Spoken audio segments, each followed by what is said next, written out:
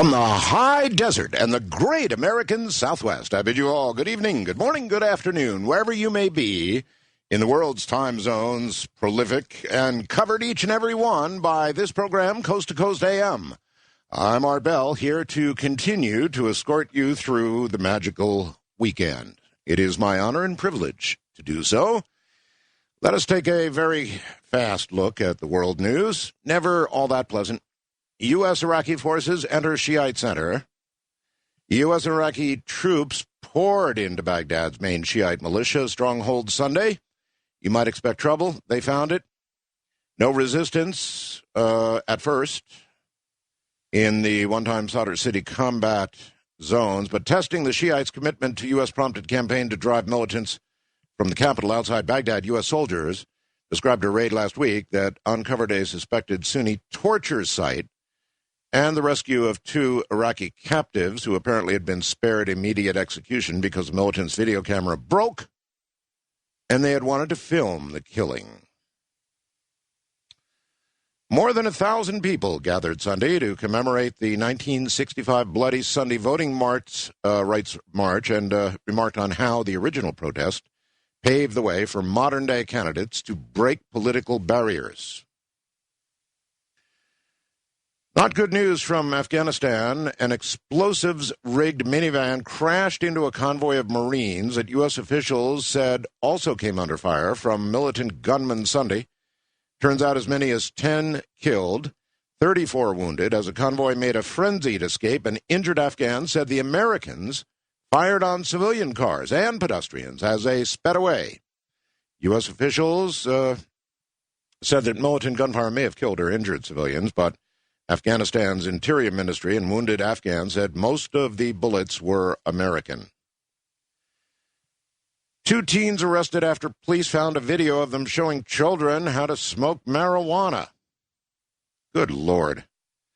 In Fort Worth, found the video February 22nd while investigating Demetrius McCoy, 17, and another in connection with some burglaries. The white supremacist gang Public Enemy No. 1, there's a name, began 2 decades ago as a group of teenage punk rock fans from upper-middle-class bedroom communities in Southern California. Now, the violent gang that deals in drugs, guns, and identity theft is gaining clout across the West, forging an alliance with the notorious Aryan Brotherhood. Great. Wanting neither coat nor shoes, a fugitive suspected of killing and dismembering his wife was found hiding under a fallen tree Sunday in a snowbound state park after a bitterly cold night on the run. Authorities said they tracked down Stephen Grant about 225 miles north of the suburban Detroit community where body parts believed to be those of his wife were discovered. He was in stable condition and was being treated for frostbite and hypothermia under police guard at a hospital.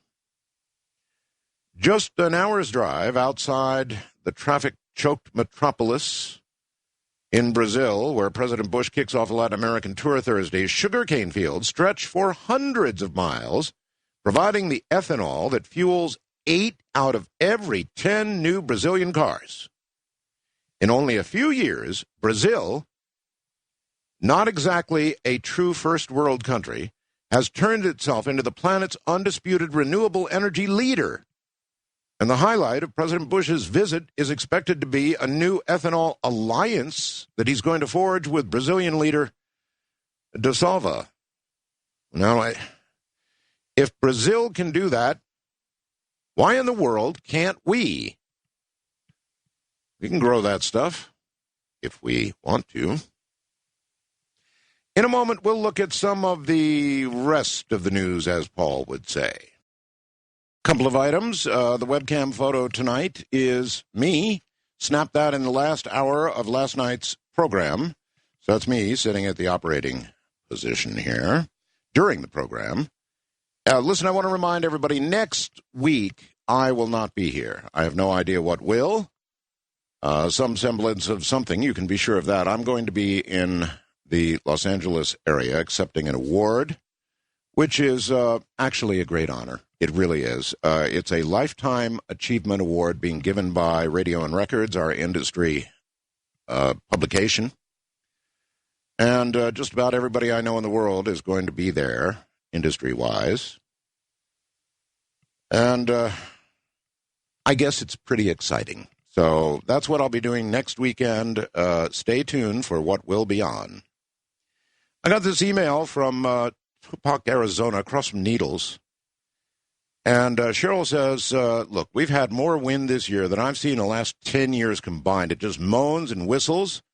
Where we used to get wind for about 3 days, then nothing for a while. The winds here have been daily, I'd say. 7 days, 4 of them are wind advisory days. Just thought I'd add that to the global troublesome list, and boy, is she right. Same deal here. It has been so windy. So I came back from Southeast Asia where I was dodging typhoons, and here we get wind. Simultaneous warming on Earth and Mars suggests that our planet's recent climate changes have a natural, not a human-induced cause, according to one scientist's controversial theory. Earth is currently experiencing rapid warming, which the vast majority of climate scientists say is due to humans pumping huge amounts of greenhouse gases into the atmosphere, not this scientist. Because Mars, too, appears to be enjoying more mild and balmy temperatures. Now, that's all relative, of course, and still cold. In 2005, data from NASA's Mars Global Surveyor and Odyssey missions reveal that the carbon dioxide ice caps near the Mars South Pole have been diminishing now for 3 summers in a row. The head of the St. Petersburg Astronomical Observatory in Russia says the Mars data is evidence the current global warming on Earth is being caused by changes in the sun. Now, the Russian scientists' work has not been received well by other climate scientists who still think that, we're the major cause. Personally, I would like to reiterate, it doesn't matter to me. To me, it matters that it is happening. And it may well be happening to, as Richard C. Hoagland has suggested, other planets, and now is being confirmed by others. Whether it's that, a natural cyclical change being produced by our sun and affecting all the planets, we're one of those, number 3, right? Or it's humans, or both. I don't think it matters. We need to begin to make changes for how we grow crops, or we're going to get hungry. From an unprecedented locust swarm in southern Mexico to fearsome hailstorms in Australia to one of the deadliest winters in the U.S. and European histories, world weather continues in a state of extreme violence. This from Whitley Strieber's Unknown Country. The most recent outbreak of tornadoes in the southeastern U.S. generated an unusual major severe weather outbreak from the U.S. Storm Prediction Center. The storms moved across the ground at an extraordinary speed of 50 miles an hour, leaving widespread destruction, at least 20 dead. The third major tornadic outbreak in the U.S. this winter. The previous 2 outbreaks, December 25th, February 2nd, both in Florida. The February 2nd event also killed 20. Normally, tornadoes become more intense as spring progresses, and changing climatic conditions do suggest that extreme storms will be possible anywhere in the U.S., from Colorado to Maine, this year.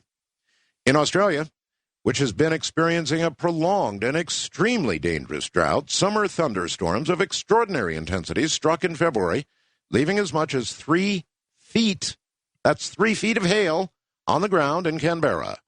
The Australian Bureau of Meteorology could not offer records of a more intense hailstorm in the area in all history. And while February thunderstorms are common in the area, more have been recorded this year than during any previous February on record. This was referenced last night. A former Canadian defense minister is demanding governments worldwide disclose and use secret alien technologies obtained in alleged UFO crashes to stem climate change. Now, remember, this is not just anybody. It's a former Canadian defense minister. He said, quote, "I'd like to see what alien technology there might be that could eliminate the burning of fossil fuels within a generation. That could be a way to save our planet," said Paul Hellyer, 83. Alien spacecrafts would have traveled vast distances to reach Earth, and so they must be equipped with advanced propulsion systems or use exceptional fuels, he told the newspaper. Such alien technologies could offer humanity alternatives to fossil fuels. He said all this pointing to the enigmatic 1947 incident in Roswell, New Mexico. And, of course, in Iran, a country that has been in the news lately, they're having quite a wave of incredible sightings of radiant plasma-like UFOs. This type of UFO was photographed in Ecuador around 20 years ago. UFOs are often seen near nuclear installations, which is why they're sometimes assumed to be sightings of military craft. The famous Roswell UFO crash in 1947 occurred, of course, near a military base that contained nuclear warheads. In the Israel news, there are witnesses who describe the UFO being as big as a ball with a yellow ray and a bright reddish color in the center. They also said the object was flying at a very low altitude and emitted yellow rays. The Iranian news agency FNA also reported a UFO crash last week. FNA reports the crash was followed by an explosion and a thick spiral of smoke. Now, that was mentioned by Whitley yesterday. We don't get any more than that. It just shuts down. Now, if it had been American, something, well, then obviously they'd be jumping up and down. We'd see it on every newscast, as Whit pointed out last night. We certainly would. We're going to go to open lines, unscreened open lines, in a moment. So here are the relevant numbers. West of the Rockies, 800-618-8255. East of the Rockies, 1-800-825-5033. First-time callers, we love you. Area code 818-501-4721. Wild card line, folks, and we have many of those. Good possibility of getting in. Area code 818-501-4109. And if you're outside the country, get hold of your operator and tell her you want to call toll-free 800-893-0903. British physicist Stephen Hawking, who authored the best-selling book A Brief History of Time, will soon experience a brief history with weightlessness. Hawking, who of course uses a wheelchair and is almost completely paralyzed by Lou Gehrig's disease, plans to go on a weightless flight on April 26th. The flight, operated by Zero Gravity Corporation at Fort Lauderdale, Florida-based tourism and entertainment company, will take off and return to a landing strip at the Kennedy Space Center. As someone who has studied gravity, black holes, all my life, I'm very excited to experience firsthand weightlessness and a zero-gravity environment. I was recently contacted by a very good friend of mine who asked if I'd be interested in giving that a try.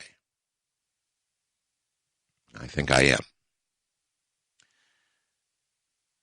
This is a pretty interesting story. You know that I love stories about holes in the ground. A drill will be used to extract samples of the exposed mantle. Scientists are to sail to the mid-Atlantic and examine a massive open wound. That's what they're calling it, open wound on the Earth's surface. Dr. Chris McLeod from Cardiff University said the Earth's crust appeared to be completely missing. This is an area thousands of kilometers across. The hole in the crust is midway between the Cape Verde Islands and the Caribbean on the mid-Atlantic range. The team will survey the area up to 5 kilometers, 3 miles, under the surface from ocean research vessel RRS James Cook. The ship is on its inaugural voyage after being named in February. The doctor said the hole in the Earth's crust was not unique, but was recognized as one of the most significant. He said it was an open wound on the surface of the Earth, where the oceanic crust, usually 6 to 7 kilometers thick, was empty. Simply not there. The crust does not seem to be repairing itself. Usually the plates are pulled apart, and to fill the gap, the mantle underneath has to rise up. As it comes up, it begins to melt. That forms the magma. But that's the normal process. Here it's gone awry. For some reason, the crust simply doesn't seem to be repairing itself. Doctor said the research could lead to a new way of understanding the process of plate tectonics. The scientist will test theories he developed after visiting the area in 2001, including the possibility the missing crust was caused by a, in quotes, detachment fracture. Effectively, it's a huge rupture. One side is being pulled away from the other. It's created a rupture so big, it's actually pulled the entire crust away. Now that is weird. Researchers documented 22 cases of chimpanzees fashioning tools, listen to this, fashioning tools to jab at small primates sheltering in cavities of hollow branches or tree trunks. The report's authors, Jill Pruitz and Paco Bertolini, said the finding could have implications for human evolution. Chimps had not been previously observed hunting other animals with tools. Now, I wonder if this is an example of how it all happened. Remember 2001, where they finally picked up a club? You remember that? Is that what's going on here? Are chimpanzees going through a cycle of evolution, creation? Really fascinating stuff. All right, let's do as promised and go to, let's see, west of the Rockies. You're on the air. Yes. Yes, hello. You're on the air, sir. Well, it's about time. I'm me. I'm your old, from K-Don, met you in the hall outside, put my hand out, you put your lunch down, your body down, you thought I was going to clean your truck, and you finally realized I just wanted to shake your hands, and you took me inside, showed me around, and then I left. That was about 1990, somewhere along there. A long time ago, yes. Well, welcome back. Well, you probably won't remember. You've gone through too many people, but I was one of the 3-minute alumni, and... No, I do remember. I remember you. I remember you specifically, and you're right. I thought you were going to hit me. Let me tell you something else. You once said, talking to me is like opening a book at random. Now, it's impossible in 10, 15 years that you can remember this stupid old man, because I am so old, Mr. Bell. No, I do remember. You're wrong. I remember you. I remember putting down my lunch, and I think I was carrying a thermos, and I put that down, too. Yeah, you thought I was going to put my head, I was going to trip you on or something. Yeah, no, I remember. Well, bless your cotton-picking heart. You've been around a time or two since then. You know how old I am? I'm afraid to ask, but let's ask. How old? Should I tell him? My maniacal laugher. Well, I'm 1/3 into the next 365 days. The 20th of October next, I will be how old? 4 months ago, 10 days, and 4th of March, 14th. All right, you're going to have to give it to me. We don't have a lot of time. So how old? 95. I'm 94. 94, and you're going to be 95. Well, all right. Congratulations, and a happy birthday, too. Yes, I do recall. Apparently, my memory is quite good. That's a very, very long time ago. And that man is right. He somehow or another got through a door that is normally closed and went to, he raised his hand in a way that just didn't look friendly. And nevertheless, I put everything down, shook hands with him, and gave him a tour of the radio station at that time, KWN in Las Vegas. My alma mater for about a decade. Boy, I was there a long, long time. And that's actually, KWN is where the change that produced present-day Coast to Coast took place. That would be worth writing about. When I decided that we had talked about politics one time too many, 365 days minus an occasional Sunday, we talked about politics. And it just got to the point where I couldn't handle it anymore. I just couldn't handle it anymore. And so I thought, what's going to happen if we just throw everything out the window and start talking about, the paranormal? I've always been fascinated by the paranormal, and I thought, what the hell? Let's just throw it all out the window and start talking about the paranormal. And I did, and oh boy, did they scream bloody murder. And I mean bloody murder until the ratings came in. Then they scratched their head real hard, went away for a while, were quiet, came back, and said, good boy. I'm Art Bell. Here I am, top of the hour. Amelia Kinkade is going to be here. She's an animal communicator, and I've tried my luck with a lot of animal communicators over the years, and I've never been really satisfied. I'm a really big cat person, as you know. Ramona and I had cats for all the years we were married, and I still have 2 of those cats, along with our Filipino adoptee.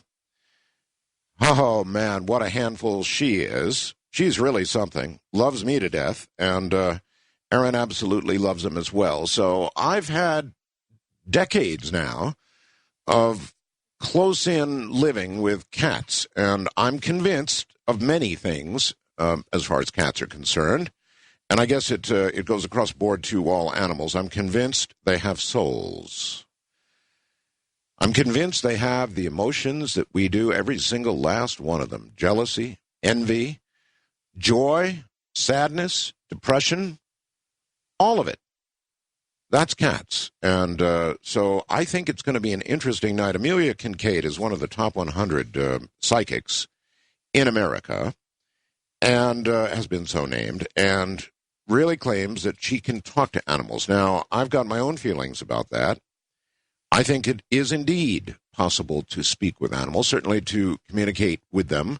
I do it on a kind of a regular basis, probably not to the degree that she does. So it's going to be a very interesting night. How many of the rest of you think that animals have souls, that animals are every bit as sentient as we are, as conscious as we are? We'll be right back.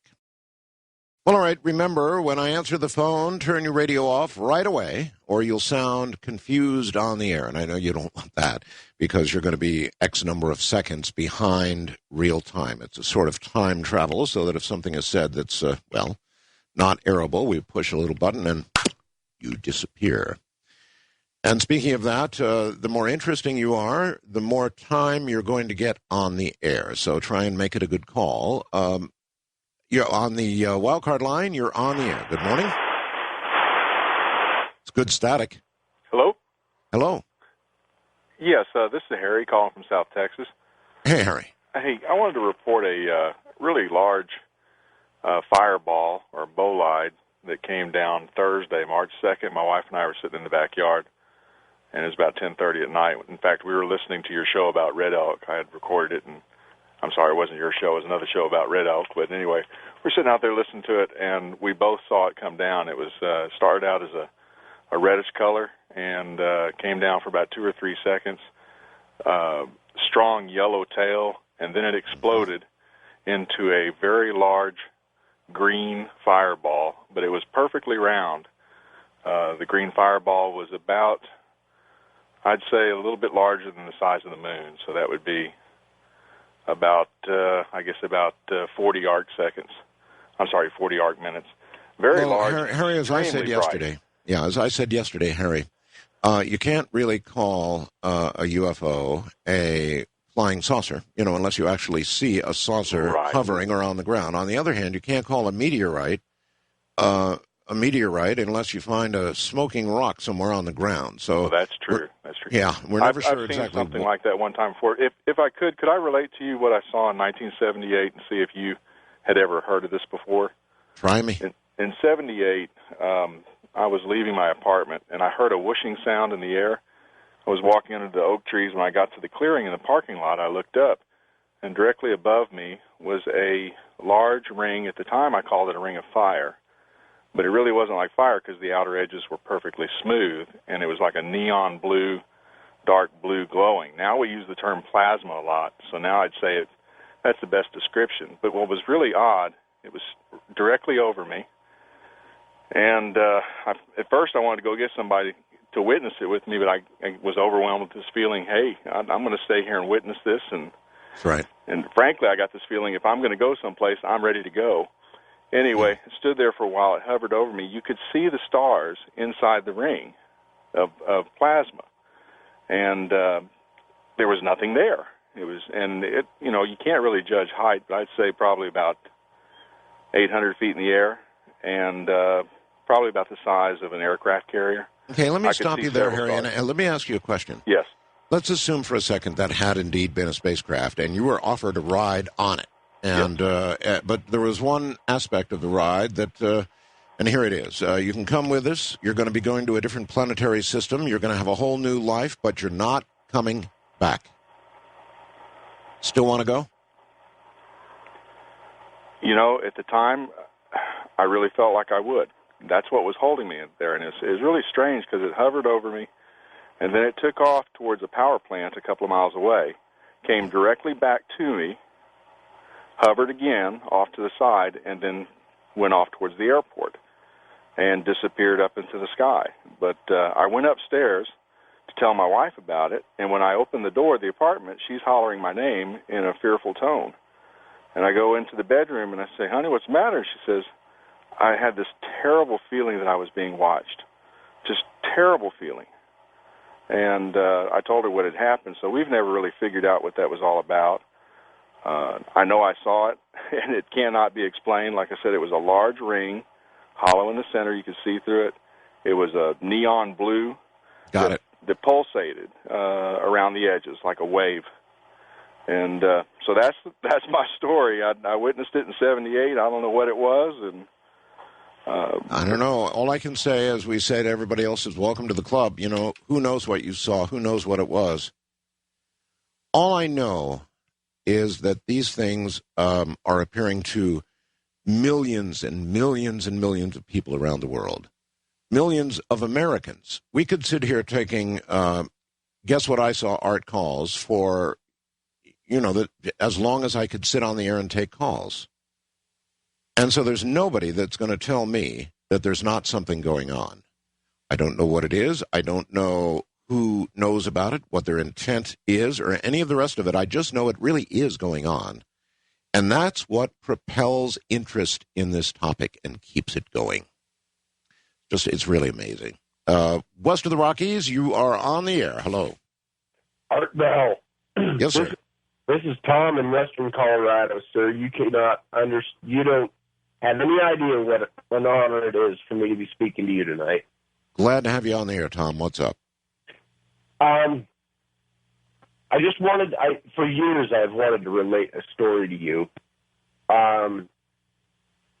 In 1994, I had a dream, I guess. When I woke up the next morning, we'll put it this way, that it felt like it had been a dream. At the time, I wasn't sure at the time whether I was dreaming or not. Okay, what was it? Well, around midnight, I woke up to my father standing outside my door. I was in high school, and he had asked me if I was ready, and I was getting dressed. I said, yeah. And we went outside, climbed into a vehicle, and began driving into a desert north of town. Along the way, it was about a 4-mile journey to get to the desert. And along the way, there were many vehicles all traveling in the same direction. We got out into the desert, parked the truck, and I was more concerned looking around to see if I'd recognize anybody, because this is a town that I grew up in. I've been here for a long time. Didn't recognize anybody. Everybody was kind of making their way over to a staircase that led up into the belly of a massive ship in the desert north of town here. There's many pretty deep bowls and canyons. It's all bentonite. Yeah, where are you actually? I'm in Grand Junction. Grand Junction, okay. Yeah. So everybody's walking into the ship. Did you follow? Walking up to a ladder, and as we progress up the stairway, there's a woman with red hair kind of tied up into a bun wearing a white lab coat, holding a clipboard that looked like a piece of glass to me. And as I got closer to it, she's working on this clipboard with a pen of some sort, and I glanced over the top of it.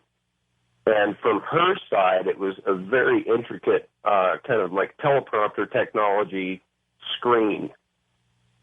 She looked at me, noticed what I was doing, flipped the pen that was in her hand around, touched my neck with it. And the next thing that I remember, I'm standing in a room. My father, who had been behind me, was now standing in front of me, handing me a shirt and a pair of pants. Did your father have any recollection of this at all? Did you tell him about it? None whatsoever. None whatsoever. None whatsoever. And I didn't mention anything to him for probably a year after the fact. He'd probably remember that. Maybe. If he had a similar dream. I think he'd remember that. Now, was that a dream? Or did something really happen to that man that just he simply recalled as a dream? It's just really hard to say. And that's where we have trouble in this whole field of ufology in separating what might have been a dream, just a very unusual dream, from something that could have been absolute reality. There's just no way to do it, but just about everybody on the face of the globe has got a story like that. Something similar, something that is just inexplicable. Now, where did a dream like that come from? Normally, you would dream of, things you can relate to, things that happen to you in your life or you want to happen in your life. I guess it could come under that category. Wildcard Line, you're on the air. Good morning. How you doing, Mr. Bell? Pretty well. Where are you? We're in San Diego right now. Okay. I just got two quick questions for you, and I'll listen off the air.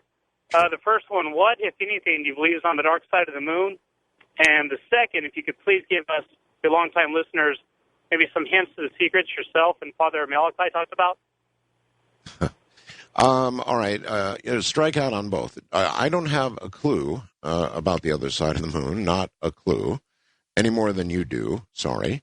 And yes, I do know some things that Father Malachi and I became very close, both on the air and off. As you can tell, as is reflected by the, I think they're selling or giving away a couple of CDs along with subscriptions to the newsletter, something like that right now. But if you listen to those interviews, you realize how close Father Martin and I were. And we had some off-air conversations. I've mentioned this before. And he solicited my vow of silence and told me some things that I simply cannot repeat. That's all there is to it. You take a vow of that sort, and you've got to, if you're any kind of person, you've got to maintain that vow, and I intend to do so. I'm sorry, I'd really love to be able to tell you, although I don't know that you'd really want to hear it, but I can't. So it's just that simple. I'm sorry. Wildcard Line, you're on the air. Hi. Hi, my name is John from South Carolina. Yes, John. Have a recent sighting last week. I picked my daughter and two of her friends up from school about 4 o'clock in the afternoon. We're not too far from Shore Force Base in South Carolina. And one of the girls was in the back seat. She kind of had her head leaning over against the window.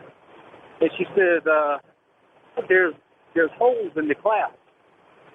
I'm sorry, and, there's holes in what? There's holes in the clouds.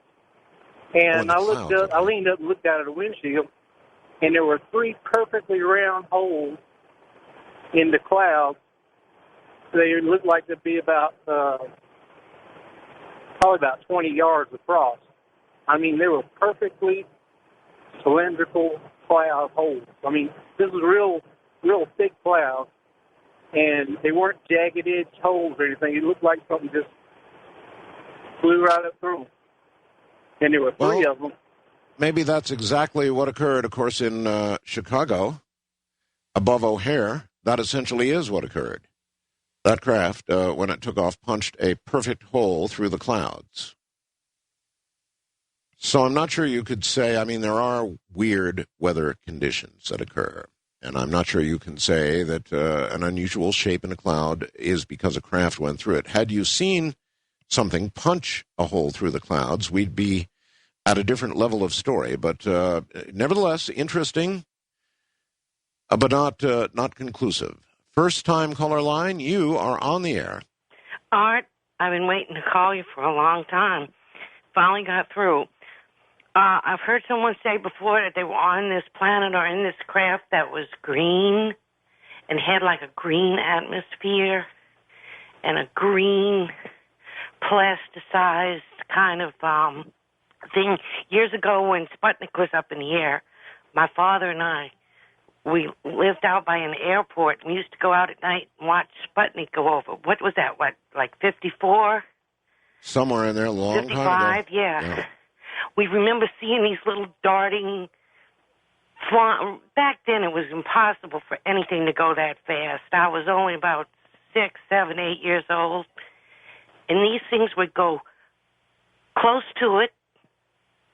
Then they dart away real fast in a different direction. Okay, well, and even my dad said nothing we had could go that fast that's right. then. That's right. And it wasn't Sputnik. Sputnik would have taken a very, to the eye, slow and steady, straight course across the sky, cutting across the sky at whatever angle it was cutting across. So whatever you were seeing while looking for Sputnik obviously was not ours. We, to this very day, don't have things that can turn at right angles or any angles at all abruptly. If there were human occupants of such a craft at those speeds, you'd be jelly. West of the Rockies, you're on the air. Hi there, Art. How you doing? Very well, thank you. By the way, I love that little hint you gave us into the birth of Coast to Coast when that older gentleman called. Oh, yes. That was just charming. I've always wondered where Coast to Coast came from. Some night you're going to have to give us the whole story. Yeah, actually, I underdid the consternation that was there when I flipped it and stopped talking about politics and began talking about the paranormal. You cannot imagine the consternation. They thought I had lost my mind. They were wrong and you were right. I'd like to say about animals and humans and our nature, yes. I don't believe we have souls. I believe we are souls. We have bodies. It's not semantics. It changes the way you think of us. My dogs here on my bed, they are souls. They have bodies, and their bodies will, I'm sad to say, wear out someday. But they're not. Their souls aren't going to wear out. They'll be with me forever, just as your cats are with you. Yes. And by the way, all my animals, give a shout-out to your animals. Hey, there's the animal communication for the night. All right. Thank you very, very much. Yes. I guess you could put it that way. We're souls encased in a very temporary body. I'm almost hesitant to... I've never really heard, for example, the voice of one of my cats. Not the voice. But I can look at them, and we both have an understanding. When I'm alone with one of my cats, I can look into its little eyes, and absolutely there's an understanding that passes between us. And this is with all three of my current cats. That would be Yeti, Abydos, and Adali, our little adoptee from the Philippines. So I expect that the next several hours that we spend with Amelia Kinkade are going to be very enlightening. I really feel very strongly about this, and it's something that I've thought deeply about for years and years and years. Our cats are all inside cats, and so our contact with them is constant. It's close, and I have come over the years to certain conclusions about animals, dogs, cats, and other animals as well. It's just that, the cats have been close to me. So when we get back, one of the most renowned animal communicators on the planet, one of the top 100 psychics in the U.S., Amelia Kinkade. I'm Art Bell. Here I am. Amelia Kinkade, what a pleasure it is to have her on the air, is the author of Straight from the Horse's Mouth, How to Talk to Animals and Get Answers, and The Language of Miracles. A celebrated psychic teaches you to talk to animals. She's an international speaker and was featured in the top 100 psychics in America. Her unique abilities have been the focus of countless magazine and newspaper articles worldwide, and she's appeared on several national television programs. Amelia's true passion is assisting animal rescue organizations in Africa who create safe havens for elephants, cheetah, and white lions. In 2002, she was honored to accept invitations to Buckingham Palace to work with the household cavalry of Queen Elizabeth II and to whisper with the hunting horses of Prince Charles. In a moment, we're going to talk to a lady who talks to animals. I'm Art Bell. Amelia Kinkade, welcome to Coast AM. Thank you so much, Art Bell. Honestly, it's a pleasure to have you here. I've just been dying to do this, and I don't know where to begin. Yes, I do. I'd kind of like to know, if you wouldn't mind, how the very beginning of this manifested. I had a funny feline you were going to ask me that. Funny feline. I just want to thank you on behalf of your cats for having me on the air tonight. I think they were the ones that really instrumented this. Oh, I couldn't agree more. Mm-hmm. I think so, too. I've got so much to say about them, but I'll hold that. I want to know how it began for you. The very first inkling that came to you that you had an ability that perhaps others have not yet developed. Well, the beauty of what I teach is that I absolutely know beyond the shadow of a doubt this is a learned skill. It's not a gift. It's a learned skill. It has to do with developing neural nets in the brain, as does any sort of talent where you might have had some God-given talent to begin with. But it's no different from learning to play the piano or learning to play the violin, learning to ski, learning to play football. I mean, all of those things have to do with neurophysiology and the way brain chemistry operates. But I'm going to back up now and tell you, in the very beginning, the way this started for me was that I had a very cantankerous cat. I had a very noisy kitty that I had gotten from the pound in North Hollywood, and I snuck him into an apartment building where I wasn't supposed to have a cat. And every time I left the apartment, this cat would go off like a fire alarm. And this is the opening chapter of my first book. His name was Rodney, and he was an orange tabby cat, what I like to call the Honda Civic of cats. That is a very common model. It's the orange needle-nosed redhead, loudmouth needle-nosed redhead. Mm-hmm. And he got me kicked out of one apartment building and was about to get me kicked out of another apartment building. And there was a woman coming to town to work with my vet. And this lady had the very mysterious reputation of being able to talk to animals. And I took this cat to see this woman, and at that point, I was a complete and total skeptic. I'd never heard or seen a person who could telepath with a cat. How old were you at this point? I was about 23. Okay. And she so completely blew my mind. This was Beatrice Leidecker, by the way. I didn't call her by name in my book, and I will, in case she's listening. Beatrice Leidecker was one of Johnny Carson's favorite guests, and she actually made Ed McMahon cry when she spoke to his cats. And that was a couple of decades ago, so that was even more controversial than this is now. And she was one of the first people out there really in front of the firing squad saying, of course these animals can think and feel. Of course we can learn how to listen to them.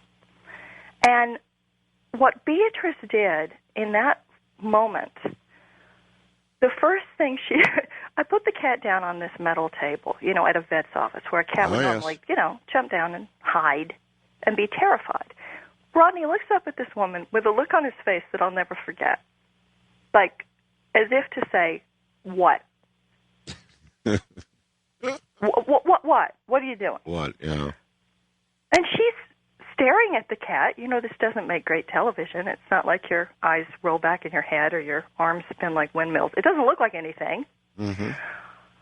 You're quietly learning how to pick up the pictures inside their minds, feel their feelings, feel their emotion, do a body scan, feel what sort of sensations they have in their body. It's a very reflective, quiet, meditative process. So she said to me, I'm asking him his favorite food. And he says, chicken. And I thought, great, you know, I'm getting hoodwinked here. What kind of an idiot doesn't know that a cat likes to eat chicken? Mm-hmm. And then she says, it needs to be white breast chunks in a light sauce. Okay, that sounds like him. And then she said, I'm asking him his favorite place to sit. And he tells me that he likes to sit on the back of a peach-colored armchair in your den that has a big bay window overlooking it. And across the street, through that bay window, what he can see is a wooden fence, and behind that wooden fence is a little white terrier. And he goes over there and makes that dog bark. All right, at this point, my jaw hit the linoleum. I mean, I could have fainted. I had a peach-colored couch in the den, and across the street was a little white terrier. And I didn't know that he went over there and made that dog bark. Yeah, that would get your attention, all right. Well, she went on to describe what my friends had said to him the day before. That one of them had said, oh, look at those 3 little stripes on his head. Isn't he handsome? Really? And described the neighbors. That the next-door neighbor had 2 little girls that were letting him in to be fed, and that's why he hadn't been hungry lately, which is something I now encounter all the time. That's pretty convincing. Yeah, because my greatest honor is to have doctors and vets come to my workshops. And there are so many variables to rule out when you have an animal that's not eating. Everything from a bad tooth to grieving the loss of a mate to stomach cancer to the next-door neighbor has a little girl that's letting him in to be fed. And whatever she's giving him is something better than what you're giving him. Yeah. So what was Rodney's problem? I mean, what caused Rodney to, I mean, that must have been the center. Once you became convinced that this lady was the real McCoy, then you'd want to know, okay, what's Rodney upset about that's getting me booted out of apartments? It was separation anxiety. She told me that he had come from a warehouse in a very grubby part of Los Angeles where he had to scream in order to be fed, and that the workmen would only throw food down to the cats if they could hear them. And her diagnosis was the last thing on earth I wanted to hear. She said, you need to get another cat. Huh. And I went, oh, no. I already have one too many cats. That's the problem to begin with. She said, oh, no. If you get him a wife, it's going to solve all his problems. But this is another thing that is so true so often.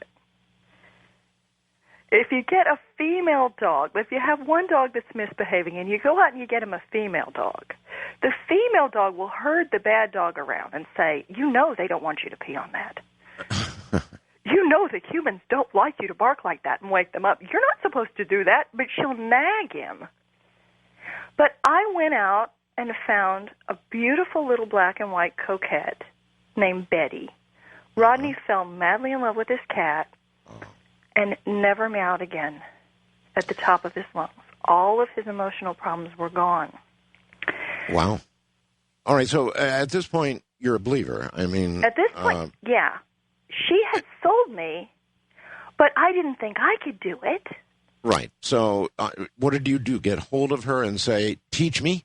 Well, she was teaching a little tiny workshop that was kind of the seed of what I now teach. And I went into that workshop thinking I would be the last person in the world who could do it. And when we actually got into the meditation, I mean, it's a form of concentrated prayer. And I can explain that far, far better. And we actually have the luxury of time. We do. Oh, it's beautiful. But when we made the connection to the dog, because I want to answer your initial question, I started taking pages and pages of notes, and I started crying, and I couldn't stop. So she had asked us, has this dog ever had puppies? Mm-hmm. Well, there's so many things that I want to tell you, and there's so many things to talk about. But basically what I did is I merged consciousness with the dog so that I'm in her body looking out her eyes.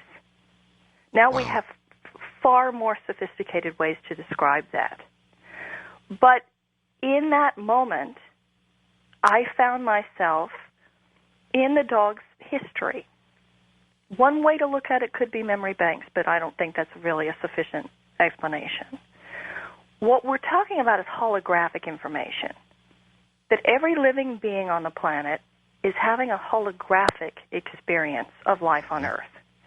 They're thinking in pictures, they're feeling feelings, and they have sensation in their bodies. So I went into the dog's experience, asked the question about the puppies. I found myself skimming 2 feet off the ground because I was in her body. And she was in front of a trailer home with an enormous pine tree in front. And I ran over and sniffed a pine cone. And the pine cone smelled better than anything I've ever smelled in my life. And I worked with a dog trainer on the BBC once who said, and this has been confirmed many times since I first heard it, if you unrolled a dog's nasal passages, they'd be the size of a football field. And if you unraveled a human's nasal passages, they'd be the size of a postage stamp. So you were actually able to feel the heightened, tremendously heightened sense of smell that we all know a dog has. Right. And then, as her, through her eyes, I ran over to a chain link fence, and behind the chain link fence was a black lab mix type dog. And I felt this incredible love for him. And then I felt a gush of sadness, and I heard the words, "Mother took me away in the divorce." And then I went forward in time and asked about the puppies. And in her body, I looked down and saw an incision on my abdomen and felt excruciating pain. You know, most vets send these animals home without painkillers. Yeah. And a hysterectomy hurts. So I felt her pain, and I heard the words, if I had ever wanted to have puppies, it would have been with him. But Mother had to move us in the divorce. And she said, now that I can't have babies, I take care of all the neighborhood cats. Well, now, the implication of that is, though, that that dog understood divorce. Absolutely. They certainly would understand a parting, but did they actually, would you actually say that they understood the concept of divorce? Oh, sure. How could they not? Well, I can understand they would certainly be aware of the parting, the fact that it occurred, but to understand the actual concept of divorce is another jump. All right, well, let's say that here is this animal who's witnessing the fights, the tears, the pain. Sure. That were going on in the relationship in the household before the divorce. Sure. They're feeling the feelings of the people. So they're already picking up all that energetically. They know exactly what the people are thinking and feeling. If we take away the idea of outer edges of things, and we start looking at what could be called implicate order instead of explicate order. Explicate order is looking at something and seeing the outer edge, the form. Mm-hmm. Implicate order is seeing inside the energetic field and feeling inside the energetic field. Then if all living beings are thinking in pictures, when your cat looks at you, your head might as well be a television set. They can see the thoughts, they can feel your feelings. All right, then they have a better defined sense of psychic ability naturally than we do. Oh, absolutely. Absolutely. I mean, the human animal is the only one that's taken themselves out of the chain, out of the harmony of nature, so that we're not aware. I think that what I teach people to do is to reconnect with that awareness. Intrinsically, we all have it. I think that it's more likely that we shut it out. It's so painful that we shut it out. So you actually can put yourself inside, for example, a dog, and feel yourself rolling along at a couple of feet off the ground, smelling a pine cone or whatever else a dog might smell. So you actually know how a dog feels and what it senses. And what we call gestalt, the body scan, is being able to go into the body and slowly feeling your way through every organ, every muscle, so that you can discover what's going on physically inside this animal. There's no other way to find out whether it's a psychological problem or a health problem. Well, right. How's your batting average? Oh, that's a very funny and tricky question. 1,000, I'd have to say. In other words, I take it you do consults for people. You get together with the people and their animals, right? I teach now. You teach. So this year, I'm teaching in 12 countries, and I lecture in about 32 cities in about 12 countries every year. So what I do is I bring together huge groups of people into a seminar, and I teach them how to do it. Mm-hmm. Well, all right, let's circle back a little bit. You said that it's something everybody can learn. Now, I talk to psychics and remote viewers and people of all kinds of disciplines, and inevitably they all say kind of the same thing. But then they all also admit that there are people who are natural in these areas, and there are some others that are kind of thick as a brick. And while everybody might be able to learn it to some degree, there are naturals, Amelia. You're obviously one of those, and so you kind of say, well, everybody can do it. I'm not sure everybody can do it equally well. Okay, I will definitely agree with you. Okay. Not everyone can do it equally well, but that's exactly the same as if we went and picked up a book of piano music. And this is a book of Mozart sonatas. Now, if you can't read music and you open that book, it's a bunch of little black dots. But if you can read music and you open the first page, you hear dun da da da da dum dum dum, because it makes sense to you. Sure. And the more you practice, and the more disciplined you are, and the more determined you are, it has everything to do with practice and patience with yourself. But you can get to the point where you can actually enter that animal, see what it sees, hear what it hears, and know what it thinks? Absolutely. Wow. All my life, I've wanted to know, I've spent my time with cats, so, I guess I'll put my questions toward cats. I've really wanted to know what they think, what they think of us, what they think of humans, what they think of their surroundings, what they think of.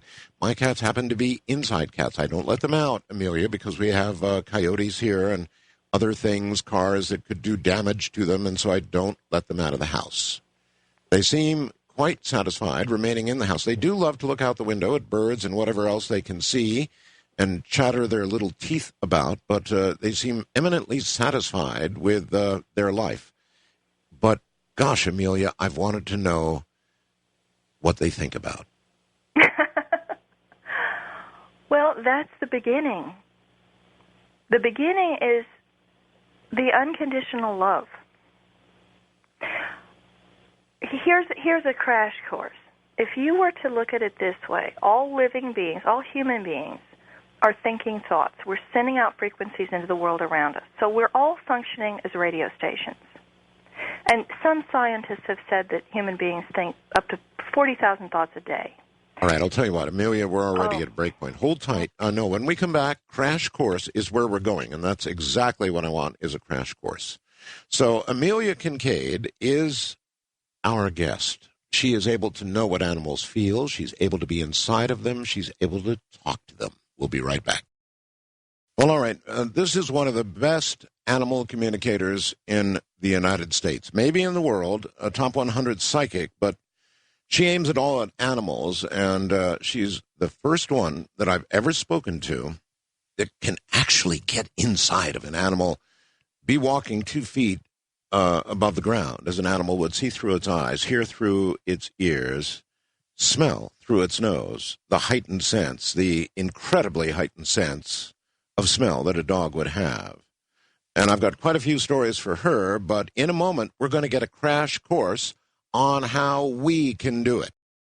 Once again, Amelia Kinkade. Amelia, welcome back. I very much want to hear this crash course on how, and I think of myself as pretty sensitive, but I've never made it inside one of my cats. Mm-hmm. So, yeah, a crash course. How can we begin? How does it work? Well, we have to change our entire worldview. So a lot of this has to do with perspective. I mean, if you're going to have the same perspective that you've always had, it's not going to enable you to be able to move your consciousness in a new direction. We have to look at things differently in order to access different types of information. Okay, how? Look at things in what different way? Okay, here's one idea. What you're looking at when you look at your cat or an elephant or a pine tree or a dragonfly is an energetic field. And the latest discoveries in quantum mechanics, this is what's so fascinating. My latest book was mentored by Captain Edgar Mitchell, who you've probably spoken to, the Apollo astronaut. Oh, I certainly have, yes. Yeah. Ed might very well be the most brilliant mind of the 20th century. And when I approached Ed, I said to him, I can telepath with animals. Why is that? And I deliberately singled out a man that I thought might well be the most brilliant man on Earth. Ed designed the space station, for those of you who don't know, and walked on the moon, and was a professor at NASA, and is the ringleader of the Institute of Noetic Science. So he collects the most brilliant quantum physicists and scientists in the world, and they talk about things like this, like supernatural ability. Now, Ed is the first to say there's no supernatural. If it's happening on Earth, it's natural. There's no such thing as metaphysics. If one human being can do it, it's physics. So these things must fall within the laws of physics. Now, within that idea, when I said to Ed, why can I do this? He said, oh, well, it's because of a latest discovery in quantum physics called quantum holography. And it has to do with how you navigate through the zero-point energy field. The zero-point energy field is our new name for God. In this idea, we're all within one enormous organism. Everything, if you were to say it's not space between you and your cat, you're not a separate particle. The cat's not a separate particle. We're in one ocean of indivisible energy. And the entire ocean of energy is vibrating like a symphony. Then you could swim out into the energy and enter the energetic field of the animal, because we're going to take away the edges. Now, in implicate order, that cat is a galaxy of light. That's atoms and electrons. It would look like you're looking out into the galaxy. That's a different perspective. So we're looking at this as if it's an energetic field that we can access. The idea that we're all trapped inside these little carbon bodies is yesterday's news. I mean, what we're discovering now with non-locality is that we can reach out into the world around us with our minds, and that we are basically all cells in the body of God. So I think I agree with you, and I'm pretty much aware of all of that. I've been doing a lot of research into consciousness myself, so I'm with you all the way there. I'm interested in the actual practical steps, whether it's a mental discipline that you begin with, how you start this out. It's a mental and an emotional discipline. So let's say that you're operating like a radio station, and you're sending out those 40,000 impulses into the world around you, and you're singing a particular song, and that's the vibratory rate that you send out into the world around you. So you're creating this wave of energy. That wave of energy has a rhythm. Your thinking process has a rhythm. Now, most people have a very volatile, maybe even negative thinking process, or at least it's extremely busy. Mm-hmm. For all the people out there that are thinking, oh, I've got to go pick up the kids after school, and then I've got to drop this off, I've got to get the tire fixed, and blah, blah, blah, I've got to make my taxes, blah, blah, blah. It's loud. Now, a cat is going to be on a different frequency. And every animal, it's not that all cats are on the same frequency and all elephants are on the same frequency. Every single being is individual. But it's as if they were different channels on a radio station. So what I teach people to do, in order for you to tune into a different channel so that you could hear, what is my horse needing right now? What is he trying to tell me? Right. You would have to turn your program off. Now, this is where we get into the meditative process. And this is a very Buddhist idea, although it kind of transcends all religions.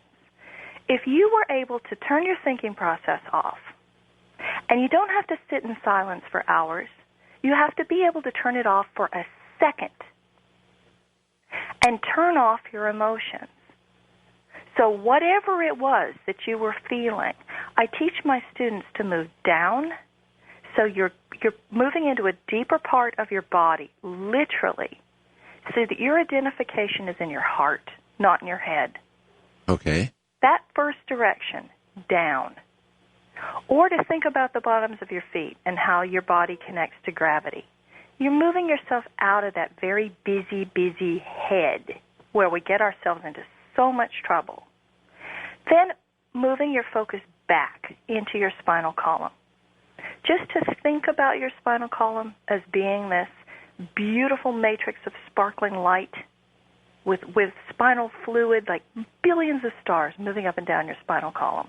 Okay. We move you back out of your emotional body. So now you're in your soul. You're in the spirit and the essence that you were before you came into this physical body and what you're going to take with you when you leave. So that it's a consciousness of connecting to the God within you. And when you're in that sacred, silent space, there's no space, there's no time. There's no separation. So you're moving into the most silent, beautiful, harmonious, peaceful, grateful energy that you could ever imagine. Okay. And from there, you send out love to the cat. And you literally form a bridge of energy between your heart and the cat's heart. You already have that with both of your cats. 3. I have 3 cats. Oh, 3 cats. I'm sorry. Yeah. I've got kind of a story for you, Amelia. My wife, Ramona, died. And actually, you know, my cats at that time were about the only thing that kept me alive, if you want to know the truth. And so I spent a lot of time with them, curled up with them, and they kept me alive. I mean, I came as close to communicating. Some interesting things happened.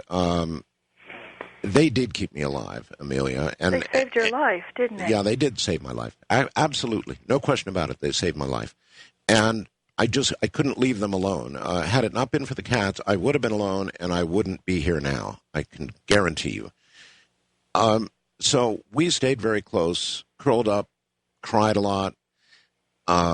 Just, you know, all the big questions of the universe came to me, and I can't even describe it, actually. And then months later, I ended up going to the Philippines, where I met a woman. And before I left, I had these long heart-to-heart talks with my cats, and I promised them they were coming. They were going to come with me, period. They were not going to be abandoned. Boy, I just really laid it on them, and it worked. It worked in the sense that they came without difficulty. They didn't go berserk. It's as if they understood what was happening. And then when I returned to America, I went through the exact same thing. And boy, did they understand what was going on. They understood the packing. They understood what was about to happen. They understood when the cat carriers, we used actually, transporting my cats was more expensive than transporting myself by a large margin. We used this wonderful door-to-door service, and they understood what was happening. Oh, of course they did. I had these long talks with them, and for example, Yeti, who's a very bright cat, he would just sit there and stare into my eyes as I told him what was going to happen and promised him that there's no way on God's green earth he was going to be abandoned. And he'd be with me the whole time. I promise. Boy, you could look into his eye, you could look into his soul, and you could understand that he understood, as did Abydos. And then on the return trip, we adopted a little cat in Manila, a little street cat in Manila. Boy, what a joy she is, and brought her back. And she is so close to... Anyway, I'm just rattling on here, but I had these long discussions with my cats, and I know they understood. They grieved with me. They understood when I took them away. Do you they know understood when I brought them back. Arrogant idea it is that human monkeys have come up with, that we're so much more intelligent than all the other living beings on this planet? I mean, that's the other enormous paradigm shift that we have to make. Well, we can talk. Is that we have to eliminate the idea that we're somehow more intelligent? I don't think so. Well, we can talk. We have the ability to vocalize as you and I are right now. Yes, Other than and that... birds have the ability to talk, especially mockingbirds. If we were going to single out an animal that can communicate better within its species, ants. Ants can communicate better and have the most harmonious society of almost any other species on this planet. What about termites? I mean, how do they communicate with each other when they're creating some piece of architecture that is beyond our wildest dreams? They have to say, hey, Bob, would you go pick up that block and bring it over here? Because I'm building a pyramid. I mean, of course they can communicate. Lions hunt in telepathic formation. All animals can speak to each other. The only one that's gotten bumped out of the chain is us, because we're so obsessed with ourselves that we're just not open to communing. Well, I believe that. Our minds are so busy with the needs of the world. Nonsense. Human nonsense. And one of the things that I teach, and it's so counter to the bestsellers in America, you don't need to have the bazillion dollars. You don't need to have the soulmate. You can look into the eyes of your cat or your dog or your horse and understand it doesn't get any better than this. There's somebody right there that needs your love and your compassion and your understanding. And I am so utterly filled with joy. I mean, every time I look at my cat, I think my heart's going to explode. And is it not proof that God exists? That something created these animals. Something created this harmony and order and beauty, this symmetry, the poetry of a cat. I think they're Mother Nature's masterpiece. I'm sorry for all the dog listeners out there, but I finally had to come clean with that, and I get asked that all over the world. Well, I agree with you. And I too, serve up apologies to the dog lovers. There are many out there, and I'm sure they have their own fan club. But for me, it's cats, and they're just such special animals. So, in other words, like many other disciplines, like remote viewing and many other things, you quiet your mind. Mm-hmm. But you say then just go down, let your... Into what we're talking about. I mean, it seemed like a segue, but it wasn't.